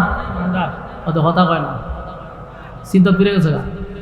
জোরে কন ইমানদার। বৈশা যারা রয়েছেন ইমানদার। আমিও নিজের দাবি করি ইমানদার, হুজুরও দাবি করে ইমানদার, সবাই নিজের ইমানদার দাবি করছি, ঠিক নেই? তো এক বেচারা যে ঈদের নামাজও পড়ে না, সারা বছরে ঈদের নামাজটিও পড়ে না, নামাজ নাই, রোজা নাই, হজ নাই, জাকাত নাই, ফর্দা নাই, সুদে ঘুষে জেনা বেবিচার টেন্ডারবাজি সাদাবাজি কোনো আকাম বাদ নাই যে হে করে না। এর যদি আপনি জিজ্ঞাসা করেন আপনি ইমানদার না বেঈমান, বুকত তাফা দিয়ে কইব আমি ইমানদার, ঠিক নেই? এমনি হয়তো না, তাফাটা দিয়া কইব। যদি কোন বলে ভাই আপনি দি ঈদের নামাজও পড়েন না, ইমান আপনার আসেনি, হয় সব না, নামাজ না পড়লে গেছে আমার ইমান বড় শক্ত। তাহলে দাবির বেলা হে আপনার থেকে আরো বেশি, দাবির বেলা আরো বেশি মজবুত, থাফা দিয়া হয় ইমান আছে। তাহলে এখন আমরা একটা প্রশ্ন জাগে না, সুদ করেও হয় ইমানদার, ঘুষ করেও হয় ইমানদার, বেনামাজিও হয় ইমানদার, বেফরদাওয়ালাও হয় ইমানদার, টেন্ডারবাজেও হয় ইমানদার, সাদাবাজেও হয় ইমানদার, দুর্নীতিবাজেও হয় ইমানদার, জেনা করেও হয় ইমানদার, ইমাম সাহেবও হয় ইমানদার, বক্তায়ও হয় ইমানদার, ফিস সাহেবও হয় ইমানদার, সবই দি ইমানদার। বেঈমান হো কথা হয় না, যে রে কয় হেও কয় আমি ইমানদার, তো বেঈমানটা গেল কো? সম্মানিত সুদী, শুধু সাবাবাজি করে দাবি করলে তো হবে না, বাস্তবায়ন হতে হবে। আমি দাবি করলাম ইমানদার, কিন্তু আসলে কি আমি ইমানদার? গাঞ্জা খায় 3 ওয়াক্ত, হেরে নাম পালাইছে ফুলের মতো পবিত্র, এই কথা বলে তো দাবি করা যাবে, কিন্তু অরিজিনালি কি আমরা ইমানদার হইতে পারবো? দাবি দিয়া ইমানদার হওয়া যায়। ইমানদারের ইমানই পরীক্ষা হয়। কথা কি বুঝতেছেন? আচ্ছা, জ্বর উঠেনি আপনারা? তাপ জ্বর উঠলে ফার্মেসির থেকে ডাক্তার আনলে ডাক্তারে ব্যাগ থেকে দেখবেন একটা কলম বাইর করে, এটা বগলের নিচে ঢুকায় রাখে, এটার নাম হইল থার্মোমিটার। বলুন কি মিটার? এটারে কয় জ্বর মাপার মেশিন। তো এই থার্মোমিটার ওই জিব্বার নিচে দেয়, আনালে বগলের নিচে দেয়, দিয়া কতক্ষণ দইরা কয় যে আপনার জ্বর 103 অথবা 104, যে মেশিনটা দিয়া মাফে এটার নাম হলো থার্মোমিটার। তো জ্বর মাপার মেশিন থাকার কারণে জ্বর কত আপনি না বললেও বাইর করন যায়। কথা কই না জি? আপনি যতক্ষণ বলে না আমার জ্বর বেশি না, কিন্তু মাইপটা দেখা যায় আপনার জ্বর সর্বোচ্চ, এটা মাফার মেশিন আছে, কিন্তু ইমান মাফার মেশিন তো নাই। ইমান মাফার মিশিং না থাকার কারণে সুদকুরেরাও হয় ইমানদার, দুষ্কুরেরাও হয় ইমানদার, বেনামাজিরাও হয় ইমানদার, জেনাকুররাও হয় ইমানদার। কেন হয়? মাফার মিশিং নাই। ওই আমার কথা বুঝুন না আপনারা, একটু হানা কন্যা কা মিশিং না থাকার কারণে দাবিটা করার সুযোগ পাইছে। কথা কাটা দেবে, যদি মিশিং থাকতো তাহলে দাবি করতে পারত। আমি যে বক্তাইছি ওয়াজ করতাম, আমি ইমানদার দাবি করতে পারতাম না যদি মিশিং থাকতো। আমি যখন স্টেজে উঠলাম হইলে তখন বলে হুজুর একটু কারণছেন, আপনি ওয়াজ করবেন পরে আগে বগলের নিচে একটু আলগি দেন। তো দেখতে না বলে তুললে আমার খুব বগল আলগি বেড়ে দিছে, আলগি মাইরি মিশিং একটা ঢুকাই দিছে, দিয়া হয় একটু খারে তখন খারো রইলাম টান্দা বাইরে করে হয়তো হুজুর আপনার ইমান জিরো। ওয়াজ করানো লাগতো না, বাদ যান ইজ্জত লইয়া তাড়াতাড়ি বাড়িতে যাই। ধরা খাইলাম বলি নি ইমাম সাহেব নামাজ পড়াই, তো ইমাম সাহেব নামাজ পড়াইবার আগে বগলের নিচে খাটি ঢুকাই দিছে। আগে পরীক্ষা করে না, পরীক্ষা করে দেখতো ইমান জিরো। ইমাম সাহেবের ইমামতিত না দিয়ে হয়তো মান সম্মান থাকতে বেগ লইয়া বাড়ি যায়, ঠিক নেই? নেতা এসে বক্তব্য দিত, হয়তো বক্তব্য দিবি পরে আগে তোরা যে মানছে ফুলের মতো পবিত্র হয়, আমরা মিঠাটা লাগাই দেখে লই, বগলের নিচে আলগি দিয়ে ঢুকাই দেখতো যে ইমান জিরো। হয়তো নেতাগিরি করবে পরে আগে এখান থেকে ভাগ, নাহলে বেজ্জুতি হবি, ঠিক নেই? ফিরাইলে মুরিদ করবার লেগে বলে মুরিদ করবি পরে, ফাও টিপব তোর পরে, আগে তোর ইমান মাইপা লই। ইমান মাইপা দেখা যায় ইমান জিরো, ফিরে ঘরের ভিতরে অর্ধেক জুতাটা বাইরে বাইরে বাইরে, ঠিক নেই? তাহলে এই মিশিংটা না থাকার কারণে সর্বমহলের মানুষ নিজের ইমানদার দাবি করে। আওয়াজ দেন কেন? মাফার মিশিং নাই, তাই সাবাবাদে যার মনে চায় সেবা করতেছে, 3 বেলা গাঞ্জা খায় মুস লাল হয়ে গেছে, হ্যাঁ নিজের ইমানদার দাবি করে। কেন দাবি করে? মিশিং নাই, কেউ প্রমাণ করতে না হ্যাঁ গাঞ্জা খাইলে কি হইব, কিন্তু হ্যাঁ নিজের দাবি করে ইমানদার। আল্লাহ কয় মিশিংটা দিছি না কেন? আমি বান্দাদেরকে মানুষের সামনে বেইজ্জতি করতে চাই না, তোর ইজ্জত আর সম্মান আমি রক্ষা করার জন্য এই মিশিং পাঠাই নাই। কারণ তোর মনের অবস্থা তুই ভালো করে জানোস, নিজেকে নিজে শুধরানোর জন্য আল্লাহ আমাদেরকে এই মিশিং দেয় নাই। দিলে তো কেউ আর ভালো থাকলো নইলে, কেউ আর বড় গলায় কথা বলতে পারতো না। এই জন্য আল্লাহ হয় বান্দা আমি তোর মানুষের সামনে লজ্জা দিই না, নিজে শুধরায় যাও। ইমান এমন এক জিনিস, দুনিয়ার সব কিছুর ব্যাপারে ছাড় চলে, ইমানের ব্যাপারে কোনো ছাড় নেই। তাহলে একটা পাইলাম ইমান। এবার আসুন 2 নম্বর হলো নেক আমল। নেক আমল আমাদের জীবনে দরকার আছে না নাই? দুনিয়াতে যার টাকা আছে তার দাম আছে, টাকা ছাড়া এই দুনিয়াতে অন দাম পাওয়া যায় না। বাস্তব না বাস্তব? টাকা ছাড়া মা বাপের কাছে সন্তানের দাম নাই। এখন বেকার কদিন থেকে দেখেন করো, দেখবেন মা বাপই সন্তান দেখতে পারে না। তাহলে এই দুনিয়ায় চলতে গেলেও ভাই টাকা লাগে। যার টাকা আছে তার দাম আছে, যার টাকা নাই দাম নাই। আর পরকালের সিস্টেম হলো যার নেক আছে তার দাম আছে, যার নেকি নাই তার 4 পয়সার কোনো দাম নাই। তাহলে আমাদের জীবনের নেক আমলের দরকার আছে না নাই? আল্লাহ বলেন আমি তোমাদেরকে দুনিয়ায় পাঠাইছি নেক আমল করার জন্য। তোমরা গোলামি শুধুমাত্র কেবলমাত্র আমার করবা, আর তাম সৃষ্টি জগৎ আমি তোমাদের গোলামি করার জন্য বানাইছি। সুবহানাল্লাহ থাকলে বলতে পারেন আল্লাহ আমরা অনর্থক বানাইছে। أفحسبتم أنما خلقناكم عبثا وأنكم إلينا لا ترجعون